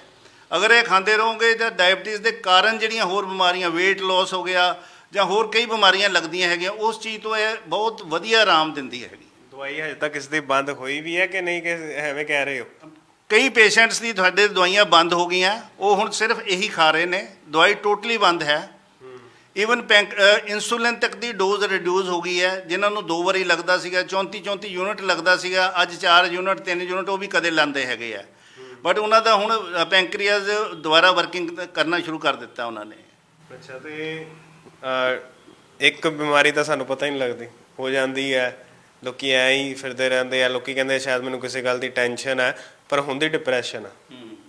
ਟੈਨਸ਼ਨ ਸਮਝਦਾ ਰਹਿੰਦਾ ਸ਼ਾਇਦ ਮੈਨੂੰ ਕੰਮ ਦੀ ਟੈਨਸ਼ਨ ਹੈ, ਸ਼ਾਇਦ ਮੈਨੂੰ ਕਿਸੇ ਪ੍ਰਕਾਰ ਨਾਲ ਮੇਰੇ ਜਿਵੇਂ ਰਿਲੇਸ਼ਨ ਨਹੀਂ ਸਹੀ ਚੱਲ ਰਹੇ ਤਾਂ ਉਸ ਦੀ ਟੈਨਸ਼ਨ ਹੈ। ਲੋਕਾਂ ਨੂੰ ਇਹ ਬੜਾ ਹੁੰਦਾ, ਪਰ ਉਹ ਅਸਲ ਦੇ ਵਿੱਚ ਡਿਪਰੈਸ਼ਨ ਜਿਹੜੀ ਹੈ ਦਿਮਾਗ ਦੇ ਵਿੱਚ ਆ ਜਾਂਦੀ ਹੈ। ਤਾਂ ਡਿਪਰੈਸ਼ਨ ਕਰਕੇ ਬੰਦਾ ਆਪਣਾ ਕੰਮ ਵੀ ਨਹੀਂ ਕਰ ਪਾਉਂਦਾ। ਤਾਂ ਤੁਸੀਂ ਜਿਵੇਂ ਮੈਂ ਤੁਹਾਡਾ ਪੇਪਰ ਵੀ ਪੜ੍ਹ ਰਿਹਾ ਸੀ ਤਾਂ ਪਤਾ ਲੱਗਿਆ ਵੀ ਡਿਪਰੈਸ਼ਨ ਦਾ ਵੀ ਇਸ ਦੇ ਵਿੱਚ ਇਲਾਜ ਹੈਗਾ। ਉਹ ਕਿਸ ਪ੍ਰਕਾਰ ਨਾਲ ਹੁੰਦਾ? ਲੋਕਾਂ ਨੂੰ ਜ਼ਰੂਰ ਇਹ ਸਮਝਾਓ ਵੀ ਡਿਪਰੈਸ਼ਨ ਦਾ ਸਟੈਮ ਸੈੱਲ ਨਾਲ ਕੀ ਲੈਣਾ ਦੇਣਾ, ਕਿਵੇਂ ਡਿਪਰੈਸ਼ਨ ਵਰਗੀ ਬਿਮਾਰੀ ਇਸ ਨਾਲ ਠੀਕ ਹੋ ਸਕਦੀ ਹੈ? ਦੇਖੋ, ਜਿਹੜੀ ਡਿਪਰੈਸ਼ਨ ਦੀ ਬਿਮਾਰੀ ਹੈ ਰਿਲੇਟਡ ਟੂ ਬ੍ਰੇਨ ਸੈੱਲ ਦੇ ਨਾਲ ਹੈਗੀ, ਦਿਮਾਗ ਦੇ ਨਾਲ। ਜਦੋਂ ਸਾਡੀ ਸੋਚ ਬਹੁਤ ਜ਼ਿਆਦਾ ਵੱਧ ਜਾਂਦੀ ਹੈ, ਜਿਹੜਾ ਕੰਮ ਨਹੀਂ ਹੋਣਾ ਅਸੀਂ ਉਹਦੇ ਬਾਰੇ ਸੋਚੀ ਜਾ ਰਹੇ ਹਾਂ, ਜੇ ਕੱਲ੍ਹ ਨੂੰ ਇਹ ਹੋ ਗਿਆ ਤਾਂ ਉਹ ਹੋ ਜਾਏਗਾ, ਜੇ ਉਹ ਹੋ ਗਿਆ ਤਾਂ ਇਹ ਹੋ ਜਾਏਗਾ, ਉਹਦੇ ਨਾਲ ਅਸੀਂ ਡਿਪਰੈਸ਼ਨ ਦੇ ਵਿੱਚ ਪੇਸ਼ੈਂਟ ਚਲੇ ਜਾਂਦਾ ਹੈਗਾ। ਉਦੋਂ ਤੁਹਾਡੇ ਬ੍ਰੇਨ ਸੈੱਲ ਡੀਐਕਟੀਵੇਟ ਹੋਣਾ ਸ਼ੁਰੂ ਹੋ ਜਾਂਦਾ, ਦਿਮਾਗ ਤੁਹਾਡਾ ਮਤਲਬ ਕਿ ਨੈਗੇਟਿਵ ਚੀਜ਼ਾਂ ਸੋਚਣ ਲੱਗ ਪੈਂਦਾ ਹੈ। ਜਦੋਂ ਤੁਸੀਂ ਸਟੈਮ ਸੈੱਲ ਇਨਟੇਕ ਕਰਦੇ ਹੈਗੇ ਹੋ, then it convert into brain cell. Brain cell 'ਚ ਕਨਵਰਟ ਹੋ ਕੇ ਬ੍ਰੇਨ ਦੇ ਸੈੱਲਸ ਨੂੰ ਐਕਟੀਵੇਟ ਕਰਦਾ, ਜਿਹਦੇ ਨਾਲ ਰਿਲੈਕਸ ਮਹਿਸੂਸ ਕਰਦਾ ਪੇਸ਼ੈਂਟ। ਨੀਂਦ ਉਸ ਨੂੰ ਬਿਲਕੁਲ ਠੀਕ ਆਉਣੀ ਸ਼ੁਰੂ ਹੋ ਜਾਂਦੀ ਹੈਗੀ ਹੈ, ਕੰਮਕਾਰ ਵੱਲ ਧਿਆਨ ਲੱਗਣਾ ਸ਼ੁਰੂ ਹੋ ਜਾਂਦਾ ਹੈਗਾ, ਅਤੇ ਸਲੋਲੀ ਉਹ ਡਿਪਰੈਸ਼ਨ ਤੋਂ ਬਾਹਰ ਆ ਜਾਂਦਾ ਹੈ। ਅੱਛਾ, ਮਤਲਬ ਕਿੰਨਾ ਕੁ ਸਮਾਂ ਲੱਗਦਾ?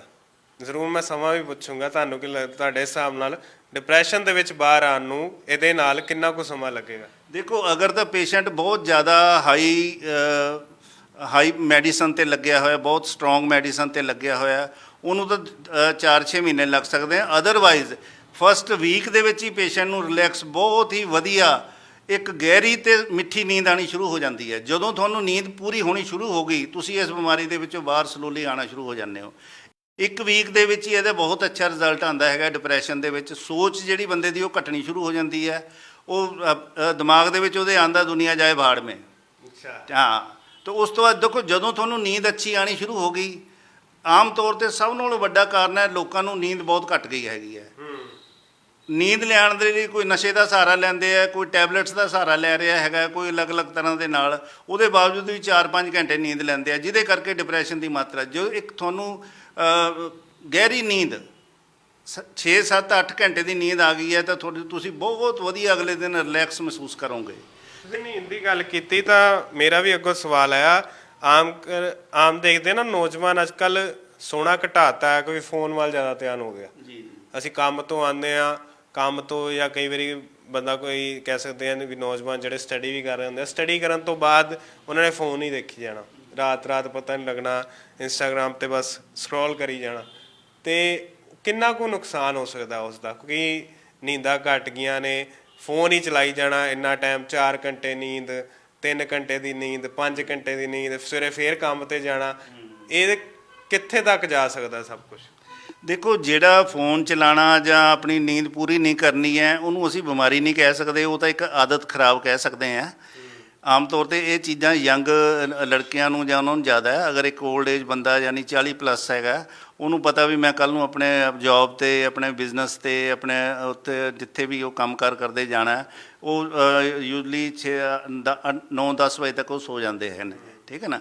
ਪਰ 9-10 ਵਜੇ ਪੈਣ ਦੇ ਬਾਵਜੂਦ ਵੀ ਉਹਨੂੰ ਨੀਂਦ ਨਹੀਂ ਆਉਂਦੀ ਹੈਗੀ।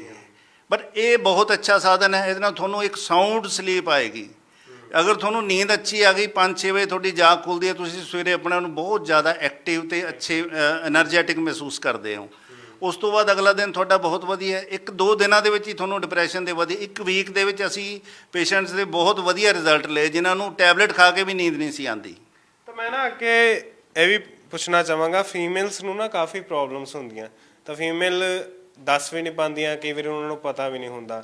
ਜੇ ਆਪਾਂ ਕਈ ਵਾਰੀ ਗੱਲ ਕਰ ਦਿੰਦੇ ਹਾਂ, ਬੜੀਆਂ ਉਹਨਾਂ ਨੂੰ ਪ੍ਰੋਬਲਮਸ ਆ ਜਾਂਦੀਆਂ, ਤਾਂ ਉਹਦੇ ਬਾਰੇ ਵੀ ਦੱਸੋ ਤੇ ਇਹ ਵੀ ਗੱਲ ਦੱਸੋ ਵੀ ਕੀ ਉਸ ਦੇ ਵਿੱਚ ਵੀ ਲਾਹੇਵੰਦ ਹੈ? ਜੀ ਬਿਲਕੁਲ। ਦੇਖੋ, ਜੋ ਫੀਮੇਲਸ ਦੀਆਂ ਡਿਜ਼ੀਜ਼ ਹੈਗੀਆਂ, ਹਾਰਮੋਨਲ ਡਿਜ਼ੀਜ਼ ਉਹਨਾਂ ਨੂੰ ਜ਼ਿਆਦਾ ਹੁੰਦੀਆਂ, ਠੀਕ ਹੈ ਨਾ। ਫੀਮੇਲਸ ਦੇ ਵਿੱਚ 2 ਹਾਰਮੋਨਸ, ਈਸਟਰੋਜਨ ਔਰ ਪ੍ਰੋਜੈਸਟਰੋਨ, 2 ਹਾਰਮੋਨ ਹੈਗੇ ਆ ਜਿਨ੍ਹਾਂ ਦੀ ਇੰਬੈਲੈਂਸਿੰਗ ਕਰਕੇ ਡਿਜ਼ੀਜ਼ ਪੈਦਾ ਹੁੰਦੀਆਂ, ਜਿਹਦੇ ਵਿੱਚ ਓਵੇਰੀਅਨ ਸਿਸਟ ਹੋ ਗਈ, ਫੈਬਰਾਇਡਸ ਹੋ ਗਿਆ। ਮੈਕਸੀਮਮ ਲੇਡੀਜ਼ ਨੂੰ ਇਹ ਦਿੱਕਤ 2 ਜ਼ਿਆਦਾ ਆਉਂਦੀਆਂ ਹਨ। ਤੇ ਉਹਦੇ ਵਿੱਚ ਉਸ ਤੋਂ ਇਲਾਵਾ ਅੱਜ ਕੱਲ੍ਹ ਦੇ ਜੋ ਸਭ ਤੋਂ ਵੱਡੀ ਸਮੱਸਿਆ ਆ ਰਹੀ ਹੈ ਵੀ ਉਮਰ ਤੋਂ ਪਹਿਲਾਂ ਲੇਡੀਜ਼ ਦਾ ਸਕਿਨ ਦੇ ਵਿੱਚ ਬਹੁਤ ਜ਼ਿਆਦਾ ਵੀ ਉਹਨਾਂ ਦਾ ਚਿਹਰਾ, ਪੇਸ਼ੈਂਟਸ ਆਉਂਦੀਆਂ ਹਨ, ਉਹ ਆ ਕੇ ਕਹਿੰਦੇ ਆ ਵੀ ਆਪਣਾ ਮੇਰੀ ਉਮਰ ਤਾਂ ਹੈ 35 ਸਾਲ ਤੇ ਮੈਂ ਲੱਗਦੀ 45 ਸਾਲ ਦੀ ਹਾਂ। ਉਹਨਾਂ ਦੇ ਸਕਿਨ ਝੁਰੀਆਂ ਆਉਣੀਆਂ ਸ਼ੁਰੂ ਹੋ ਜਾਂਦੀਆਂ। ਉਹਦੇ ਉੱਤੇ ਬਹੁਤ ਹੀ ਜ਼ਬਰਦਸਤ ਇਹਦਾ ਕੰਮ ਹੈਗਾ, ਬਹੁਤ ਵਧੀਆ ਰਿਜ਼ਲਟ ਇਹਨਾਂ ਦੇ ਹੈਗੇ ਆ। ਈਵਨ ਫੋਰਨ ਦੇ ਸਾਡੇ ਪੇਸ਼ੈਂਟ ਹੈ ਜਿਨ੍ਹਾਂ ਨੂੰ UV ਰੇਜ਼ ਦੇ ਕਰਕੇ ਸਕਿਨ ਉਹਨਾਂ ਦੀ ਖਰਾਬ ਹੋ ਜਾਂਦੀ ਹੈਗੀ ਹੈ, ਉਹਦੇ ਉੱਤੇ ਬਹੁਤ ਜ਼ਿਆਦਾ ਵਧੀਆ ਰਿਜ਼ਲਟ ਹੈ। 2 ਤੋਂ 3 ਮਹੀਨੇ ਦੇ ਵਿੱਚ ਹੀ ਸਕਿਨ ਦੁਬਾਰਾ ਟਾਈਟ ਉਹਨਾਂ ਦੀ ਹੋ ਜਾਂਦੀ, ਜਿਹੜੀ ਕਿ ਗਰਦਨ ਦੇ ਉੱਪਰ ਜ਼ਿਆਦਾਤਰ ਲੇਡੀਜ਼ ਦੇ ਵਿੱਚ ਸਕਿਨ ਲਮਕ ਜਾਂਦੀ ਹੈਗੀ ਹੈ, ਜਾਂ ਇਹਨਾਂ ਜਾਂ ਚੀਕਸ ਦੇ ਉੱਤੇ ਆਪਣਾ ਜ਼ਿਆਦਾ ਉਹਨਾਂ ਦਾ ਸਕਿਨ ਬੜੀ ਹੋ ਜਾਂਦੀ ਜਾਂ ਲਮਕ ਜਾਂਦੀ ਹੈਗੀ। ਉਹਨਾਂ ਚੀਜ਼ਾਂ 'ਤੇ ਬਹੁਤ ਅੱਛੇ ਇਹਨਾਂ ਦੇ ਰਿਜ਼ਲਟ ਹੈਗੇ। ਖਾਸ ਕਰ ਨਾਲ ਇੰਟਰਨਲ ਲੇਡੀਜ਼ ਡਿਜ਼ੀਜ਼ ਦੇ ਵਿੱਚ ਫੈਬਰਾਇਡਸ ਤੱਕ ਵਿਦਆਊਟ ਆਪਰੇਸ਼ਨ ਅਸੀਂ ਇਹਨਾਂ ਨਾਲ ਠੀਕ ਕਰ ਸਕਦੇ ਹੈਗੇ। ਸਿਸਟ ਨੂੰ ਬਹੁਤ ਜਲਦੀ ਰਿਮੂਵ ਕਰਦੀ ਹੈਗੀ ਹੈ ਦਵਾਈਆਂ। ਤੋਂ ਸਟੈਮ ਸੈੱਲ ਇੱਕ ਨਵੀਂ ਕ੍ਰਾਂਤੀ ਆਈ ਹੈਗੀ ਜਿਹੜੀ ਕਿ ਸਿਰਫ ਇੰਡੀਆ ਦੇ ਵਿੱਚ ਸਾਡੀ ਕੰਪਨੀ ਨਾਸਵਿਜ਼ ਕੰਪਨੀ ਹੈਗੀ ਹੈ, ਜਿਨ੍ਹਾਂ ਦੇ ਨਾਲ ਅਸੀਂ ਇਹਨਾਂ ਦਾ ਕੋਲੈਬੋਰੇਸ਼ਨ ਹੋਈ ਹੈ। ਸਾਡੇ ਆਪਣਾ ਮੈਬਲੇ ਕੰਪਨੀ ਸਵਿਟਜ਼ਰਲੈਂਡ ਦੀ, ਤੁਸੀਂ ਆਪਣਾ YouTube ਤੇ ਨੈੱਟ ਤੇ ਦੇਖ ਸਕਦੇ ਹੋ। ਇਸ ਕੰਪਨੀ ਦਾ 13 ਕੰਟਰੀਜ਼ ਦੇ ਵਿੱਚ ਕੰਮ ਚੱਲ ਰਿਹਾ ਹੈਗਾ। 1 ਲੱਖ ਤੋਂ ਜ਼ਿਆਦਾ ਇਹਨਾਂ ਦਾ EMPLOYE ਹੈ, ਕਿਉਂਕਿ ਅੱਜ ਦੇ ਟਾਈਮ ਦੇ ਵਿੱਚ ਲੋਕੀ ਮਾਡਰਨ ਸਾਇੰਸ ਤੋਂ ਥੋੜ੍ਹਾ ਜਿਹਾ ਇੱਧਰ ਨੂੰ ਆਉਣਾ ਸ਼ੁਰੂ ਹੋਏ ਨੇ, ਤਾਂ ਕਿ ਦਵਾਈਆਂ ਦੇ ਬਹੁਤ ਵਧੀਆ ਰਿਜ਼ਲਟ ਨਹੀਂ ਮਿਲ ਰਹੇ। ਦਵਾਈਆਂ ਖਾਣ ਦੇ ਬਾਵਜੂਦ ਵੀ ਪੇਸ਼ੈਂਟ ਡੇ ਬਾਈ ਡੇ ਅੱਗੇ ਤੋਂ ਅੱਗੇ ਬਿਮਾਰੀ ਹੋਰ ਵੱਧ ਰਹੀ ਹੈਗੀ ਹੈ।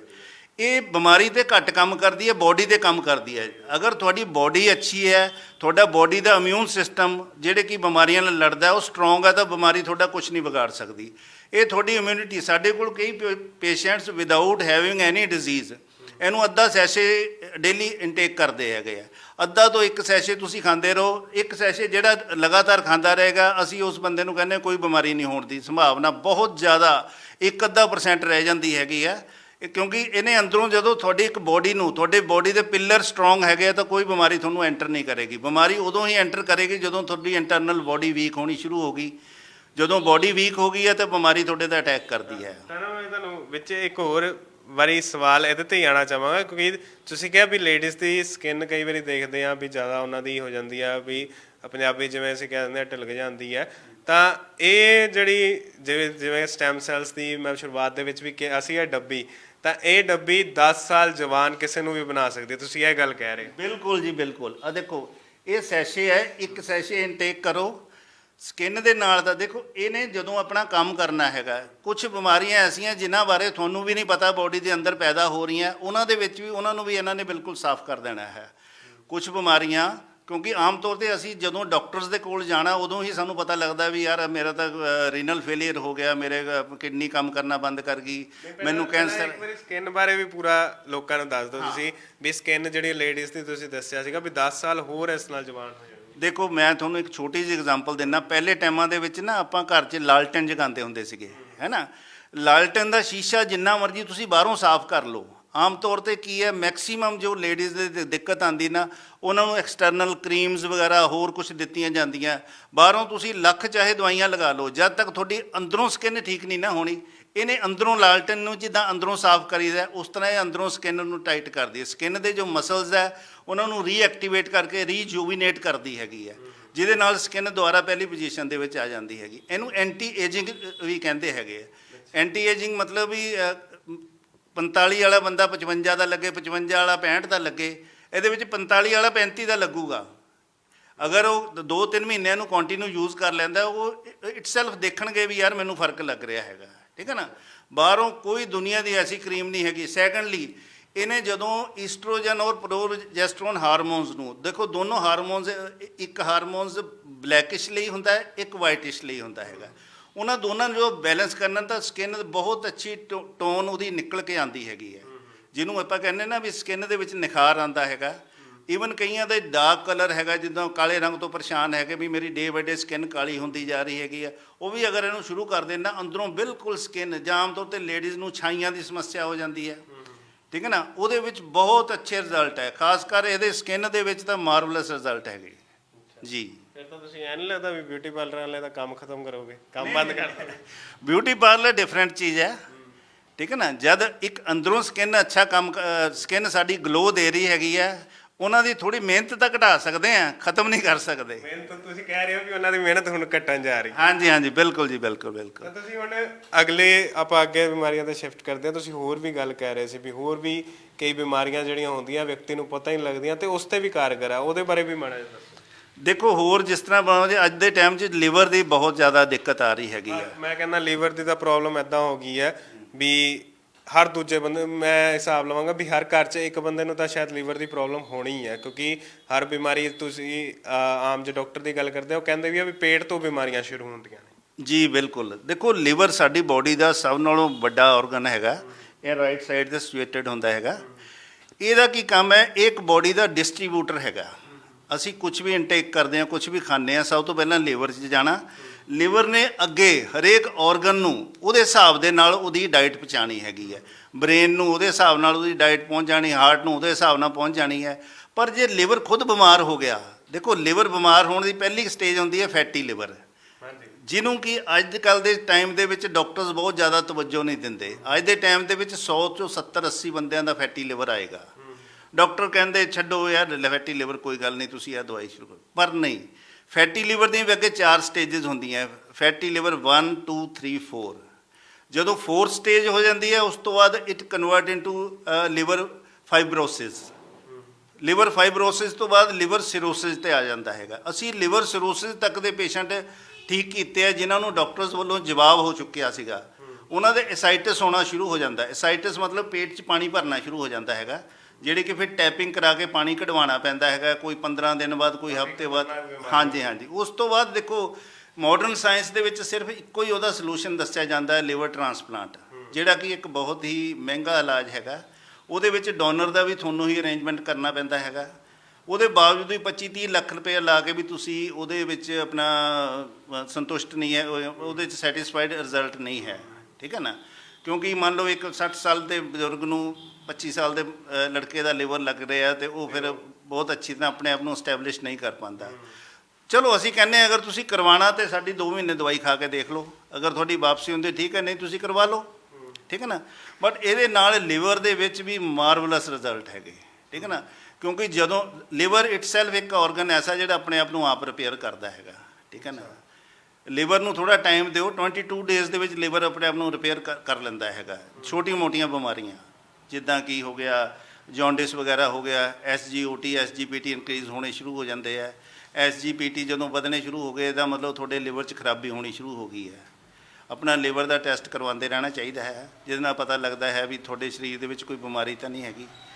ਲੀਵਰ ਜਦੋਂ ਤੁਹਾਡਾ ਠੀਕ ਹੈ, ਤੁਸੀਂ 70 ਤੋਂ 80% ਠੀਕ ਹੈਗੇ ਹੋ। ਜਦੋਂ ਤੁਹਾਡਾ ਲੀਵਰ ਖਰਾਬ ਹੋਣਾ, ਉਹਦੇ ਨਾਲ ਹਰੇਕ ਆਰਗਨ ਨੂੰ ਉਹਦੇ ਮੁਤਾਬਕ ਡਾਈਟ ਨਹੀਂ ਪਹੁੰਚਣੀ, એનર્ਜੀ ਨਹੀਂ ਪਹੁੰਚਣੀ ਹੈਗੀ। ਇਸ ਕਰਕੇ ਦੂਜੇ ਅੰਗ ਵੀ ਡੇ ਬਾਏ ਡੇ ਵੀਕ ਹੋਣਾ ਸ਼ੁਰੂ ਹੋ ਜਾਂਦੇ ਹਨ। ਤੋ ਲੀਵਰ ਦੇ ਵਿੱਚ ਵੀ ਇਹਦਾ ਬਹੁਤ ਹੀ ਮਾਰਵਲਸ ਰਿਜ਼ਲਟ ਹੈਗਾ। ਜਦੋਂ ਸਟੈਮ ਸੈੱਲ ਤੁਸੀਂ ਐਂਟਰ ਕਰਨੇ ਹੈਗੇ, ਇਹਨਾਂ ਨੇ ਉਹਦੇ ਈਵਨ ਦੇਖੋ, ਸਿਰੋਸਿਸ ਦੇ ਵਿੱਚ ਕੀ ਹੁੰਦਾ, ਮਾਡਰਨ ਸਾਇੰਸ ਕਹਿ ਰਹੀ ਹੈ ਵੀ ਅਸੀਂ ਉਸ ਤੋਂ ਵਾਪਸੀ ਨਹੀਂ ਕਰ ਸਕਦੇ, ਪਰ ਸਾਡੀ ਸਾਇੰਸ ਲਿਵਰ ਸਿਰੋਸਿਸ ਤੋਂ ਵੀ ਜਿਹੜੇ ਟਿਸ਼ੂ ਡੈਮੇਜ ਹੋ ਚੁੱਕੇ ਹੈ ਉਹਨਾਂ ਨੂੰ ਦੁਬਾਰਾ ਰੀਐਕਟੀਵੇਟ ਰੀਜਨਰੇਟ ਕਰਕੇ ਉਹਨਾਂ ਦੀ ਵਾਪਸੀ ਕਰਦੀ ਹੈ। ਸਭ ਤੋਂ ਪਹਿਲਾਂ ਤਾਂ ਉਹਦਾ ਐਸਾਈਟਸ ਹੋਣਾ ਬੰਦ ਹੋ ਜਾਂਦਾ, ਪਾਣੀ 'ਚ ਪੇਟ ਭਰਨਾ ਬੰਦ ਹੋ ਜਾਂਦਾ, ਤੇ ਉਹਦੀ ਇਨਟੇਕ ਡਾਈਟ ਅੱਛੀ ਹੋ ਜਾਂਦੀ ਹੈ, ਕਿਉਂਕਿ ਜਦੋਂ ਪਾਣੀ ਭਰਿਆ ਹੁੰਦਾ ਪੇਸ਼ੈਂਟ ਨਾ ਤਾਂ ਕੁਝ ਖਾ ਸਕਦਾ ਹੈਗਾ। ਉਸ ਤੋਂ ਬਾਅਦ ਕੀ ਹੈ, ਅਗਲੀ ਸਟੇਜ ਹੁੰਦੀ ਹੈ ਵੀ ਉਹ ਕਿਡਨੀ ਵੱਲ ਨੂੰ ਕਨਵਰਟ ਹੋਣਾ ਸ਼ੁਰੂ ਹੋ ਜਾਂਦਾ, ਕਿਡਨੀ ਫੇਲੀਅਰ, ਯੂਰਿਨ ਆਊਟਪੁੱਟ ਘਟ ਜਾਂਦੀ ਹੈ, ਕ੍ਰੀਏਟਿਨਿਨ ਤੁਹਾਡਾ ਵਧਣਾ ਸ਼ੁਰੂ ਹੋ ਜਾਣਾ ਹੈ। ਉਸ ਤੋਂ ਬਾਅਦ ਡੇ ਬਾਏ ਡੇ ਤੁਹਾਡਾ ਨਾਲ ਕਿਡਨੀ ਵੀ ਇਨਵੋਲਵ ਹੋ ਜਾਂਦੀ ਹੈਗੀ ਹੈ। ਤੋ ਬਿਹਤਰ ਇਹੀ ਹੈ ਵੀ ਅਸੀਂ ਪੇਸ਼ੈਂਟ ਨੂੰ ਸੁਜੈਸਟ ਕਰਦੇ ਹੈਗੇ ਆ ਵੀ ਅਗਰ ਤੁਹਾਨੂੰ ਲਿਵਰ ਸਿਰੋਸਿਸ ਹੈਗਾ, ਇਹ ਸਟਾਰਟਿੰਗ ਅਗਰ ਤੁਹਾਨੂੰ ਫੈਟੀ ਲਿਵਰ ਹੋ ਗਿਆ ਤੇ ਤੁਹਾਨੂੰ ਇਸ ਚੀਜ਼ ਦਾ ਇਸਤੇਮਾਲ ਕਰਨਾ ਚਾਹੀਦਾ ਹੈ, ਕਿਉਂਕਿ ਆਪਾਂ ਜ਼ਰੂਰ ਚੌਥੀ ਸਟੇਜ ਤੇ ਜਾ ਕੇ ਹੀ ਇਲਾਜ ਵੱਲ ਨੂੰ ਜਾਈਏ, ਉਸ ਤੋਂ ਪਹਿਲਾਂ ਹੀ ਅਸੀਂ ਇਸ 'ਤੇ ਵਾਪਸੀ ਕਰ ਸਕਦੇ ਹਾਂ। ਮੈਂ ਇੱਕ ਹੋਰ ਸਵਾਲ ਪੁੱਛਣਾ ਚਾਹਾਂਗਾ। ਮੈਂ ਕਿਹਾ ਸੀ ਵੀ ਕਈ ਬਿਮਾਰੀਆਂ ਦਾ ਇਲਾਜ ਆ, ਕਿੰਨੀਆਂ ਕੁ ਬਿਮਾਰੀਆਂ ਦਾ ਇਲਾਜ ਹੈ ਜਿਹੜਾ ਤੁਸੀਂ ਕਹਿ ਰਹੇ ਹੋ ਵੀ ਛੋਟਾ ਜਾਂ ਸ਼ੈਸ਼ੇ ਹੈ, ਇਹ ਕਿੰਨੀ ਕੁ ਬਿਮਾਰੀਆਂ ਦਾ ਇਲਾਜ ਕਰ ਸਕਦੀ? ਦੇਖੋ, ਇਹਨੇ ਕੋਈ ਬਿਮਾਰੀ ਨਹੀਂ ਦੇਖਣੀ, ਬਿਮਾਰੀ ਤੁਹਾਡੀ ਬੋਡੀ ਨੇ ਹੀ ਠੀਕ ਕਰਨੀ ਹੈ। ਇਹਨੇ ਤੁਹਾਡੀ ਬੋਡੀ ਨੂੰ ਐਡਾ ਸਟਰੋਂਗ ਕਰ ਦੇਣਾ। ਅਸੀਂ ਖਾਂਦੇ ਕਿਸੇ ਹੋਰ ਬਿਮਾਰੀ ਲਈ ਹਾਂ, ਸਾਡੀ ਠੀਕ ਕੋਈ ਹੋਰ ਬਿਮਾਰੀ ਹੋ ਰਹੀ ਹੁੰਦੀ ਹੈ। ਇਹ ਇਹਦਾ ਜਾਦੂਈ ਕਮਾਲ ਹੈਗਾ, ਠੀਕ ਹੈ ਨਾ। ਕਿਉਂਕਿ ਤੁਹਾਡੀ ਬੋਡੀ ਸਟਰੋਂਗ ਹੈ, ਤੁਹਾਡੀ ਬੋਡੀ ਦੀ ਹਰੇਕ ਸੈੱਲ ਐਕਟੀਵੇਟ ਹੈ, ਪੂਰੇ ਤਿਆਰ ਖੜੇ ਫੌਜੀ ਲੜਨ ਦੇ ਲਈ, ਬਿਮਾਰੀ ਲਈ। ਜਿਹੜਾ ਮਰਜ਼ੀ ਕੀਟਾਣੂ ਆ ਰਿਹਾ ਬਾਹਰੋਂ ਉਹਨੂੰ ਉਹਦੇ ਨਾਲ ਲੜਾਈ ਕਰਦੇ ਆ। ਅਤੇ ਜਿਹੜੇ ਸਾਡੇ ਅੰਗ ਖਰਾਬ ਹੋ ਰਹੇ ਨੇ ਉਹਨਾਂ ਦੀ ਰਿਪੇਅਰ ਕਰਨੀ ਹੈ ਨੇ, ਉਹਦੀ ਜਗ੍ਹਾ 'ਤੇ ਸਟੈਮ ਸੈੱਲ ਨੇ ਉਹਦੇ ਨਾਲ ਖੜ ਜਾਣਾ। ਮਤਲਬ ਹਥਿਆਰ ਬਾਹਰੋਂ ਪੂਰੇ ਦੇ ਦਿੱਤੇ, ਬਿਲਕੁਲ ਜੀ, ਵੱਡੇ ਜਿਹੜੇ ਕਹਿ ਦਿੰਦੇ ਆ ਵੀ ਵਧੀਆ ਹਥਿਆਰ ਦੇ ਦਿੱਤੇ ਤੁਹਾਡੀ ਬੋਡੀ ਨੂੰ, ਹੁਣ ਕਿਸੇ ਵੀ ਬਿਮਾਰੀ ਨਾਲ ਲੜ ਸਕਦੀ। ਅੱਜ ਤੱਕ ਇੰਡੀਆ ਦੇ ਵਿੱਚ ਸਿਰਫ ਸਾਡੀ ਕੰਪਨੀ ਹੈਗੀ ਹੈ ਜਿਹੜੀ ਇਸ ਸਟੈਮ ਸੈੱਲ ਨੂੰ ਔਰਲੀ ਲੈ ਕੇ ਆਈ। ਇਹਨੂੰ ਕਹਿੰਦੇ ਪਲਾਂਟ ਸਟੈਮ ਸੈੱਲ, ਠੀਕ ਹੈ ਨਾ, ਪਲਾਂਟਸ ਬੇਸਡ, ਹਾਂ, ਠੀਕ ਹੈ, which are equivalent to 80% human stem cell. ਹੁਣ ਤਾਂ ਕੀ, ਹੁਣ ਅੱਜ ਦੇ ਟਾਈਮ 'ਤੇ ਬੱਚਿਆਂ ਦਾ ਜੋ ਆਪਣਾ ਉਹਨੂੰ ਕਹਿੰਦੇ ਐਂਬਰੀਓ, ਨਾੜੂ ਜਿਹਨੂੰ ਕਹਿੰਦੇ ਹੈਗੇ, ਉਹਨੂੰ ਹੁਣ ਸਟੋਰ ਕਰਨਾ ਸ਼ੁਰੂ ਕਰਤਾ। ਉਹਦੇ ਨਾਲ ਵੀ ਬਹੁਤ ਵੱਡੀਆਂ ਵੱਡੀਆਂ ਬਿਮਾਰੀਆਂ ਦੀ ਇਲਾਜ ਹੁੰਦਾ ਹੈ। ਅਤੇ ਇਹ ਸਟੈਮ ਸੈੱਲ ਹੈ ਜਿਹੜਾ ਇਹ ਹਿਊਮਨ ਬੋਡੀ ਦੇ ਇਕੁਅਲੈਂਟ ਹੈ, 80% ਹਿਊਮਨ ਬੋਡੀ ਦੇ ਇਕੁਅਲੈਂਟ ਹੈਗਾ ਜੀ। ਤਾਂ ਹੁਣ ਇਹ ਵੀ ਪੁੱਛੂੰਗਾ ਵੀ ਜਿਸ ਚੀਜ਼ ਤੇ ਲੋਕੀ ਗੱਲ ਨਹੀਂ ਕਰਨਾ ਚਾਹੁੰਦੇ ਪਰ ਪ੍ਰੋਬਲਮ ਬਹੁਤ ਜ਼ਿਆਦਾ ਵੱਧ ਗਈ ਹੈ, ਉਹਦੀ ਗੱਲ ਕਰਦੇ ਆ ਤਾਂ ਹਰ ਕਿਸੇ ਨੂੰ ਲੋੜ ਵੀ ਪੈਂਦੀ ਹੈ। ਵਿਆਹ ਤੋਂ ਬਾਅਦ ਜੇ ਗੱਲ ਕਰਦੇ ਆ ਤਾਂ ਕਈ ਵਾਰੀ ਬੱਚਾ ਹੋਣ ਦੇ ਵਿੱਚ ਵੀ ਬੜੀ ਪ੍ਰੋਬਲਮ ਆ ਜਾਂਦੀ ਹੈ, ਸੈਕਸ ਪ੍ਰੋਬਲਮਸ ਬੜਿਆਂ ਨੂੰ ਹੋ ਜਾਂਦੀ ਹੈ। ਤਾਂ ਉਸ ਦੇ ਵਿੱਚ ਕਾਰਨ ਕੀ ਆ, ਹੋ ਕਿਉਂ ਰਹੀ ਆ, ਅਤੇ ਉਸ ਦੇ ਵਿੱਚ ਕਿੰਨੀ ਕੁ ਲਾਭਦਾਇਕ ਹੈ? ਦੇਖੋ, ਉਹ ਮੈਂ ਤੁਹਾਨੂੰ ਪਹਿਲਾਂ ਹੀ ਦੱਸ ਕੇ ਦਿੱਤਾ ਵੀ ਇਹ ਦੋਨੇ ਬਿਮਾਰੀਆਂ ਹਾਰਮੋਨਲ ਚੇਂਜਸ ਕਰਕੇ ਹੁੰਦੀਆਂ ਹੈਗੀਆਂ।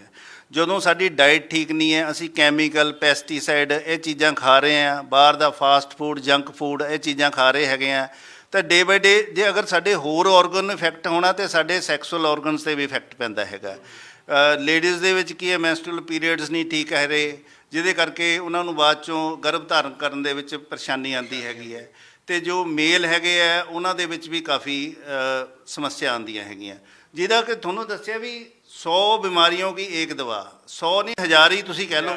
ਹਾਂ, ਜਿਹੜੀ ਮਰਜ਼ੀ ਬਿਮਾਰੀ ਹੈਗੀ ਆ ਉੱਥੇ ਇਹੀ ਇਕੱਲਾ ਤੁਸੀਂ ਇਨਟੇਕ ਕਰੋਗੇ, ਤੁਹਾਡਾ ਸਰੀਰ ਬਿਲਕੁਲ ਵਧੀਆ ਹੋ ਜਾਏਗਾ ਅਤੇ ਤੁਹਾਨੂੰ ਪਤਾ ਵੀ ਨਹੀਂ ਲੱਗਣਾ ਵੀ ਮੈਂ ਕਿੱਦਾਂ ਠੀਕ ਹੋ ਰਿਹਾ। ਪਰ ਇਹਨੂੰ ਇਸ ਹਿਸਾਬ ਨਾਲ ਖਾਣਾ, it's A part of diet, ਇੱਕ ਡਾਈਟ ਦਾ ਹਿੱਸਾ ਬਣਾ ਕੇ। ਮੈਂ ਹੀ ਪੁੱਛਣ ਲੱਗਾ ਸੀ ਵੀ ਖਾਣਾ ਕਿੱਦਾਂ, ਇਹ ਵੀ ਸਮਝਾਓ ਲੋਕਾਂ ਨੂੰ ਵੀ ਅਸਲ ਦੇ ਵਿੱਚ ਲੈਣਾ ਕਿੱਦਾਂ, ਵੀ ਅਸੀਂ ਇਸ ਵੀਡੀਓ ਨਾਲ ਲੋਕਾਂ ਨੂੰ ਇਹ ਵੀ ਦੱਸ ਸਕੀਏ ਵੀ ਇਹ ਕਿੱਦਾਂ ਜੇ ਸੇਵਨ ਕਰਨਾ ਤਾਂ ਕਿਸ ਹਿਸਾਬ ਨਾਲ ਕਰਨਾ। ਦੇਖੋ, ਇਹ ਸਵੇਰੇ ਖਾਲੀ ਪੇਟ ਖਾਣਾ ਹੁੰਦਾ, ਇਹਦੇ ਵਿੱਚ 1.5 ਗ੍ਰਾਮ ਡੋਜ਼ ਹੁੰਦੀ ਹੈਗੀ ਹੈ।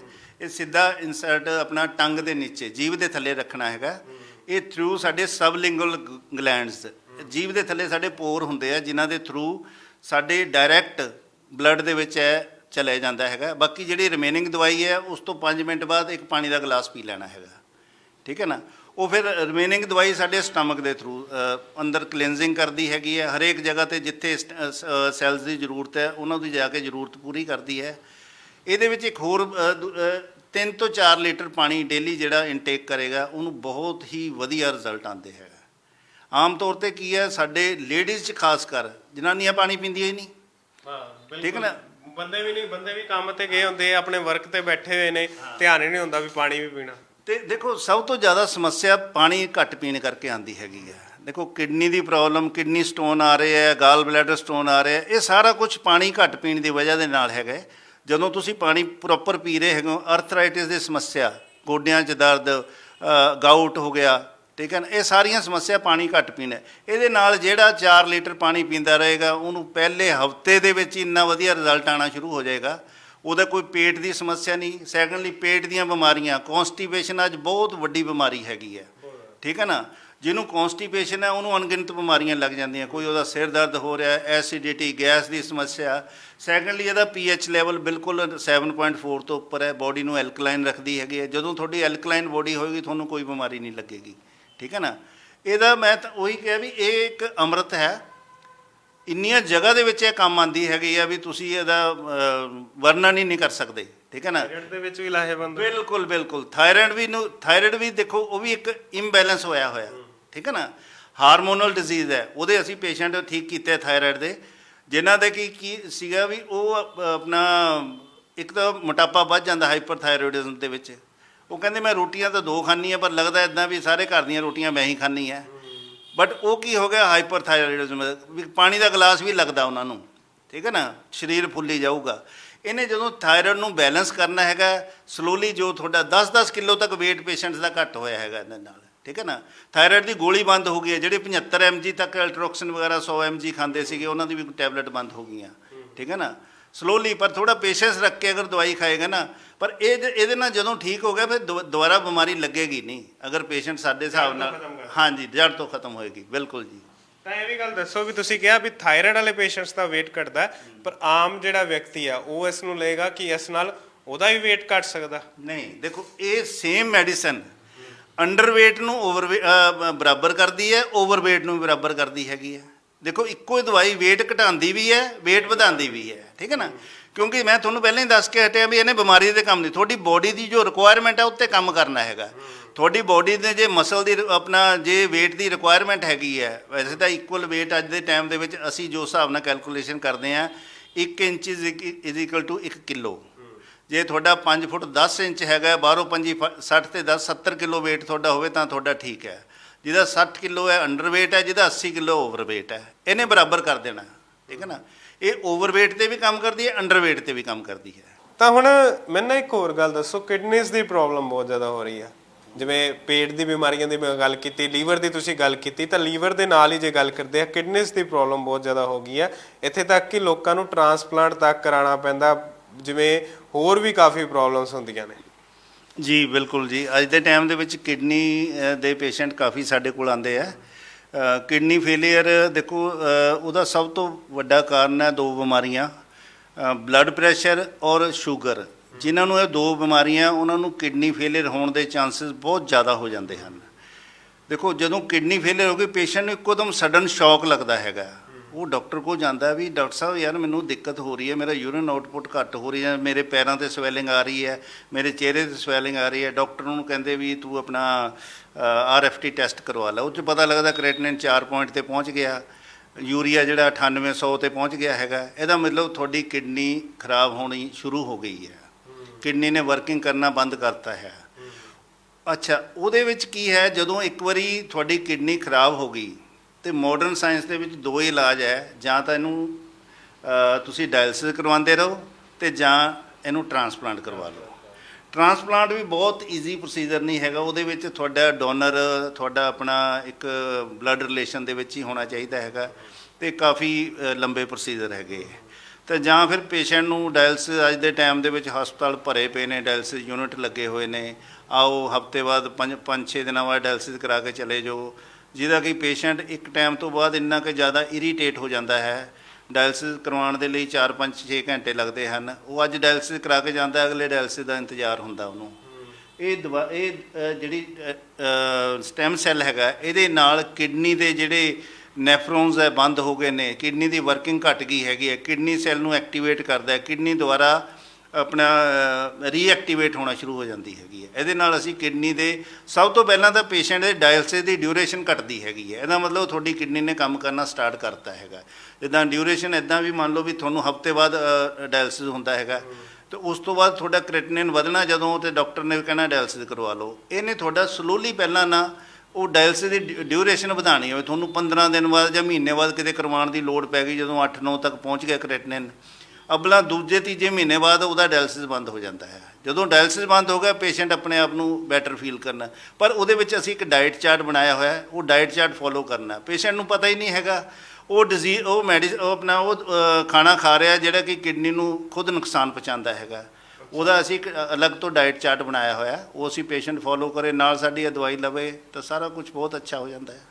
ਮਤਲਬ ਡਾਇਲਿਸਿਸ ਤੱਕ ਵਿਅਕਤੀ ਦਾ ਘਟਾ ਦਿੰਦੀ, ਤੁਸੀਂ ਇਹ ਗੱਲ ਕਹਿ ਰਹੇ ਹੋ। ਕਈ ਵਾਰੀ ਹੁੰਦਾ ਮਹੀਨੇ ਦੇ ਵਿੱਚ 6-6 ਵਾਰੀ ਕਰਾਉਣਾ ਪੈਂਦਾ, 6 ਵਾਰੀ ਕਰਵਾਉਣਾ ਪੈਂਦਾ। ਪਹਿਲੇ ਮਹੀਨੇ ਉਹਦੀ ਡਾਇਲਿਸਿਸ ਦੀ ਡਿਊਰੇਸ਼ਨ ਘਟਣੀ ਸ਼ੁਰੂ ਹੋ ਜਾਂਦੀ ਹੈਗੀ ਹੈ, ਠੀਕ ਹੈ ਨਾ, ਕਿਉਂਕਿ ਸਾਡੇ ਕੋਲ ਤਾਂ ਆਪਸ਼ਨ ਹੀ ਕੋਈ ਨਹੀਂ ਹੈਗੀਆਂ। ਸਾਡੇ ਕੋਲ ਡਾਇਲਿਸਿਸ ਦੀ ਆਪਸ਼ਨ ਹੈ ਜਾਂ ਸਾਨੂੰ ਟ੍ਰਾਂਸਪਲਾਂਟ ਦੀ ਆਪਸ਼ਨ ਹੈ।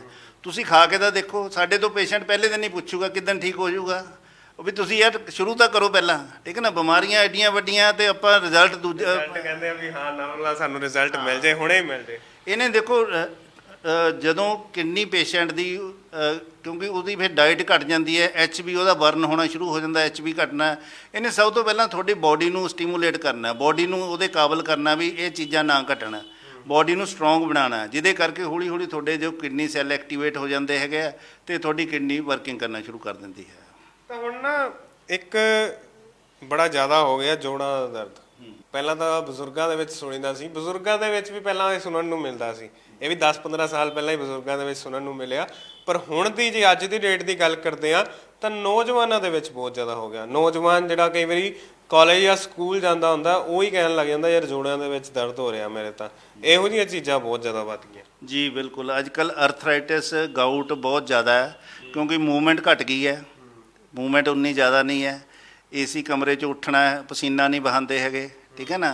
ਅਤੇ ਉਹਦੇ ਨਾਲ ਕੀ ਹੈ, ਕੈਲਸ਼ੀਅਮ ਦੀ lack of calcium, uric acid ਜਦੋਂ ਤੁਹਾਡਾ 1 ਸਾਲ 10 ਪੁਆਇੰਟ ਤੋਂ ਜ਼ਿਆਦਾ ਰਹਿਣਾ ਸ਼ੁਰੂ ਹੋ ਗਿਆ, ਤੁਹਾਨੂੰ ਹਰ ਹਾਲਤ ਦੇ ਵਿੱਚ ਅਰਥਰਾਈਟਿਸ ਹੋਣਾ ਹੀ ਹੋਣਾ ਹੈ। ਔਰ ਅਰਥਰਾਈਟਿਸ ਵੀ ਐਸੀ ਬਿਮਾਰੀ ਇੱਕ ਵਾਰੀ ਹੋ ਗਈ ਉਹਦਾ ਵਾਪਸੀ ਨਹੀਂ ਹੈ। ਫਿਰ ਇੱਕ ਟਾਈਮ ਤੋਂ ਬਾਅਦ ਤੁਹਾਡੇ ਜਿਹੜੇ ਬੋਡੀ ਦੇ ਔਰਗਨ ਹੈਗੇ ਆ, ਅੱਪਰ ਲਿੰਬ ਲੋ, ਉਹ ਟੇਢੇ ਹੋਣੇ ਸ਼ੁਰੂ ਹੋ ਜਾਂਦੇ, ਬੜੀ ਪੇਨਫੁਲ ਬਿਮਾਰੀ ਹੈਗੀ ਹੈ। ਉਹਦੇ ਨਾਲ ਅਸੀਂ ਹੋਰ ਇੱਕ ਸਾਡੇ ਕੋਲ ਪ੍ਰੋਡਕਟ ਆਉਂਦਾ ਸੀ ਵਕਥਰਨ ਜੂਸ, ਇਹ ਲਦਾਖ ਦੇ ਵਿੱਚ ਇੱਕ ਫਰੂਟ ਹੁੰਦਾ ਜੀ, ਠੀਕ ਹੈ ਨਾ। ਇਹਦੇ ਵਿੱਚ ਓਮੇਗਾ 3, ਓਮੇਗਾ 6, ਓਮੇਗਾ 7 ਔਰ ਓਮੇਗਾ 9 ਇਹ ਹਾਰਟ 'ਤੇ, ਲਿਵਰ 'ਤੇ, ਅਰਥਰਾਈਟਿਸ 'ਤੇ, ਕਾਫੀ ਡਿਜ਼ੀਜ਼ ਦੇ ਵਿੱਚ ਨਾਲ ਇਹ ਕੰਮ ਕਰਦਾ ਹੈਗਾ। ਇਹਨੂੰ ਅਸੀਂ ਐਡ ਔਨ ਕਰਦੇ ਹੈਗੇ ਆ ਤਾਂ ਕਿ ਅਸੀਂ ਮੇਨ ਸਭ ਤੋਂ ਪਹਿਲਾਂ ਬੋਡੀ ਨੂੰ ਸਟਰੋਂਗ ਬਣਾਉਣਾ ਹੈ। ਜਦੋਂ ਬੋਡੀ ਸਟਰੋਂਗ ਹੋ ਗਈ ਆਟੋਮੈਟਿਕਲੀ ਬਿਮਾਰੀਆਂ ਜਾਂਦੀਆਂ ਹੈਗੀਆਂ। ਅਰਥਰਾਈਟਿਸ ਦੇ ਵਿੱਚ ਵੀ ਇਹਦੇ ਮਾਰਵਲਸ ਰਿਜ਼ਲਟ ਹੈਗੇ। ਜਿਹੜੇ ਪੇਸ਼ੈਂਟ ਖਾ ਖਾ ਕੇ ਗੋਲੀਆਂ ਦਰਦਾਂ ਦੀਆਂ, ਉਸ ਤੋਂ ਬਾਅਦ ਫਿਰ ਗੁਰਦੇ ਉੱਡ ਜਾਂਦੇ ਆ, ਠੀਕ ਹੈ ਨਾ। ਪੇਨ ਕਿਲਰ ਤੋਂ ਇਲਾਵਾ ਹੋਰ ਕੋਈ ਸੋਲੂਸ਼ਨ ਨਹੀਂ ਹੈਗਾ, ਠੀਕ ਹੈ ਨਾ। ਦਰਦਾਂ ਇੰਨੀਆਂ ਹੁੰਦੀਆਂ, ਇਹ 1 ਮਹੀਨਾ ਖਾਣ ਤੋਂ ਬਾਅਦ ਉਹਨਾਂ ਦੀਆਂ ਦਰਦਾਂ ਦੀਆਂ ਗੋਲੀਆਂ ਵੀ ਹੌਲੀ ਹੌਲੀ ਸਲੋਲੀ ਬੰਦ ਹੋ ਜਾਂਦੀਆਂ ਹੈਗੀਆਂ। ਇਹ ਖੁਦ ਐਨਰਜੀ ਦਿੰਦੀ ਬੋਡੀ ਦੇ ਵਿੱਚ, ਠੀਕ ਹੈ ਨਾ। ਅਰਥਰਾਈਟਿਸ ਦੇ ਵੀ ਕਾਫੀ ਪੇਸ਼ੈਂਟ ਜਿਹੜੇ ਬੈੱਡ 'ਤੇ ਸੀਗੇ, ਪੈਰਾਲਾਈਸਿਸ ਦੇ ਵਿੱਚ ਬਹੁਤ ਅੱਛਾ ਇਹ ਕੰਮ ਕਰਦਾ ਹੈਗਾ। ਪੈਰਾਲਾਈਸਿਸ ਜਦੋਂ ਐਸੇ ਪੇਸ਼ੈਂਟ ਜਿਹੜੇ ਬਿਲਕੁਲ ਆਪਣੇ ਟੋਇਲਟ ਬਾਥਰੂਮ ਜਾਣ ਜੋਗੇ ਵੀ ਨਹੀਂ ਸੀਗੇ, ਲੱਤ ਬਾਂਹ ਨਹੀਂ ਹਿਲਾ ਸਕਦੇ ਸੀਗੇ, ਫੇਸ ਦੇ ਉਹਨਾਂ ਨੂੰ ਪੈਰਾਲਾਈਸਿਸ ਸੀਗਾ, ਉਹ ਸਾਰੇ ਇਹਦੇ ਨਾਲ, ਕਿਉਂਕਿ ਇਹਨੇ ਜਦੋਂ ਤੁਹਾਡੇ ਬਲੱਡ ਦੇ ਵਿੱਚ ਐਂਟਰ ਕਰਨਾ ਹੈਗਾ, ਇਹਨੇ ਉਸ ਸੈੱਲਸ ਨੂੰ ਐਕਟੀਵੇਟ ਕਰਨਾ ਹੈ ਜਿਹਦੇ ਕਰਕੇ ਬਿਮਾਰੀ ਹੋਈ ਹੈ। ਉਹਦੀ ਜਗ੍ਹਾ ਸਟੈਮ ਸੈੱਲ ਨੇ ਲੈ ਲੈਣੀ ਹੈਗੀ ਹੈ। ਜਦੋਂ ਉਹਨੇ ਜਗ੍ਹਾ ਲੈ ਲਈ ਅਤੇ ਉਹਨੇ ਐਕਟੀਵੇਟ ਹੋ ਗਿਆ ਤਾਂ ਉਹ ਬਿਮਾਰੀ ਉਸ ਤੋਂ ਬਾਅਦ ਉਹ ਤੁਹਾਡਾ ਜਿਹੜਾ ਬੋਡੀ ਦਾ ਔਰਗਨ ਹੈ ਰੀਜਨਰੇਟ ਹੋ ਜਾਂਦਾ ਹੈ, ਰੀਐਕਟੀਵੇਟ ਹੋ ਜਾਂਦਾ ਹੈ। ਹਾਰਟ ਦੀ ਤੁਸੀਂ ਗੱਲ ਕੀਤੀ, ਹਾਰਟ ਦੀ ਪ੍ਰੋਬਲਮ ਬਹੁਤ ਜ਼ਿਆਦਾ ਹੋ ਗਈ ਆ। ਅਤੇ ਅੱਜ ਕੱਲ੍ਹ ਤਾਂ ਕਹਿਣਾ ਨਹੀਂ ਚਾਹੀਦਾ ਵੀ ਅਸੀਂ ਕਈ ਵਾਰੀ ਖਬਰਾਂ ਵੀ ਇਹੋ ਜਿਹੀਆਂ ਸੁਣਦੇ ਹਾਂ ਵੀ ਵੱਡੇ ਵੱਡੇ ਐਕਟਰਸ ਜਿਹੜੇ ਨੇ ਇੱਕੋ ਦਮ ਪਤਾ ਨਹੀਂ ਲੱਗਿਆ ਹਾਰਟ ਫੇਲੀਅਰ, ਇੱਕੋ ਦਮ ਹੀ ਕੁਛ ਵੀ ਨਹੀਂ ਪਤਾ ਲੱਗਦਾ। ਕੋਈ ਐਕਸਰਸਾਈਜ਼ ਕਰਦਾ ਪਿਆ ਸੀ, ਕੋਈ ਨੋਰਮਲੀ ਤੁਰਦਾ ਪਿਆ ਸੀ, ਵੀਡੀਓਜ਼ ਵੀ ਦੇਖਦੇ ਹਾਂ ਅਸੀਂ ਵੀ ਬੰਦਾ ਆਰਾਮ ਨਾਲ ਘਰੋਂ ਬਾਹਰ ਨਿਕਲਿਆ ਹੁੰਦਾ, ਆਰਾਮ ਨਾਲ ਤੁਰ ਹੀ ਰਿਹਾ ਹੁੰਦਾ, ਉਸੇ ਟਾਈਮ ਡਿੱਗ ਜਾਂਦਾ, ਉਸੇ ਟਾਈਮ ਹੀ ਖਤਮ ਹੋ ਜਾਂਦਾ। ਜੀ ਬਿਲਕੁਲ।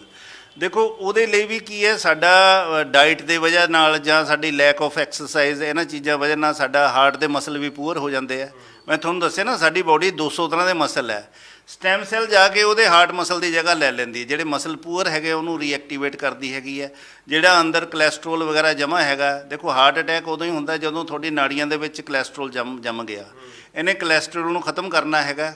ਇਹਦੇ ਵਿੱਚ ਨਾਲ ਦੇਖੋ ਜਿਹੜੀ ਓਮੇਗਾ 3, ਓਮੇਗਾ 6, 7, 9 ਇਹ ਹਾਰਟ ਦੇ ਲਈ ਇੰਨੀ ਕਿ ਮਾਰਵਲਸ ਚੀਜ਼ ਹੈਗੀ ਨਾ। ਖੂਨ ਨੂੰ ਬਿਲਕੁਲ ਪਤਲਾ, ਜਿੱਦਾਂ ਨਹੀਂ ਹੁੰਦਾ ਆਪਾਂ ਗੱਡੀ ਦਾ ਤੇਲ ਚੇਂਜ ਕਰਦੇ ਹੈਗੇ ਆ, ਉਸ ਤਰ੍ਹਾਂ ਹੀ ਤੇਲ ਚੇਂਜ ਕਰਨ ਵਾਲਾ ਕੰਮ ਹੈ, ਠੀਕ ਹੈ ਨਾ। ਜਦੋਂ ਤੁਹਾਡਾ ਖੂਨ ਪਤਲਾ ਹੋ ਜਾਏਗਾ, ਕਦੇ ਤੁਹਾਨੂੰ ਹਾਰਟ ਦੀ ਸਮੱਸਿਆ ਨਹੀਂ ਹੋ ਸਕਦੀ। ਅਸੀਂ ਕਦੇ ਹਾਰਟ ਦਾ ਲਿਪਿਡ ਪ੍ਰੋਫਾਈਲ ਇੱਕ ਟੈਸਟ ਹੁੰਦਾ ਉਹ ਜ਼ਰੂਰ ਕਰਵਾ ਲੈਣਾ ਚਾਹੀਦਾ। ਉਹਦੇ ਨਾਲ ਪਤਾ ਲੱਗਦਾ ਰਹਿੰਦਾ ਵੀ ਤੁਹਾਡੇ ਹਾਰਟ ਦੀ ਕੀ ਕੰਡੀਸ਼ਨ ਹੈ। ਪੇਸ਼ੈਂਟ ਦਾ ਕੋਲੇਸਟ੍ਰੋਲ 600 400 500 ਤੱਕ ਪਹੁੰਚਿਆ ਹੁੰਦਾ, ਉਧਰ ਦੇ ਸਵੇਰੇ ਬਟਰ ਖਾ ਰਹੇ ਨੇ, ਪਰੌਂਠੇ ਖਾ ਰਹੇ ਨੇ। ਤੋਂ ਭਾਜੀ ਇਹ ਚੀਜ਼ਾਂ ਦਾ ਵੀ ਨਾਲ ਸਾਨੂੰ ਡਾਈਟ ਦਾ ਖਿਆਲ ਰੱਖਣਾ ਪਏਗਾ, ਤੇ ਨਾਲ ਇਹ ਦਵਾਈ ਤਾਂ ਅੰਮ੍ਰਿਤ ਵਾਲਾ ਹੀ ਕੰਮ ਕਰਦੀ ਹੈਗੀ ਹੈ ਜੀ। ਬਲੱਡ ਪ੍ਰੈਸ਼ਰ ਦੇ ਵਿੱਚ ਅੱਜ ਕੱਲ੍ਹ ਹਰ ਚੌਥੇ ਬੰਦੇ ਨੂੰ ਬਲੱਡ ਪ੍ਰੈਸ਼ਰ ਦੀ ਸਮੱਸਿਆ ਹੈਗਾ। ਬਲੱਡ ਪ੍ਰੈਸ਼ਰ ਜਿਹੜਾ ਬੰਦਾ 3 ਮਹੀਨੇ ਸਾਡੀ ਇਹ ਦਵਾਈ ਲਗਾਤਾਰ ਖਾ ਲੇਗਾ, ਉਹਦੀ ਸਲੋਲੀ ਮੈਡੀਸਨ ਦੀ ਜਿਹੜੀ ਆਪਣਾ ਕੁਆਂਟੀਟੀ ਉਹ ਘਟਣੀ। ਜੇ 50 mg ਖਾਂਦਾ 25 mg ਹੋ ਜੂਗੀ, 10 mg ਖਾਂਦਾ 5 mg ਹੋ ਜੂਗੀ।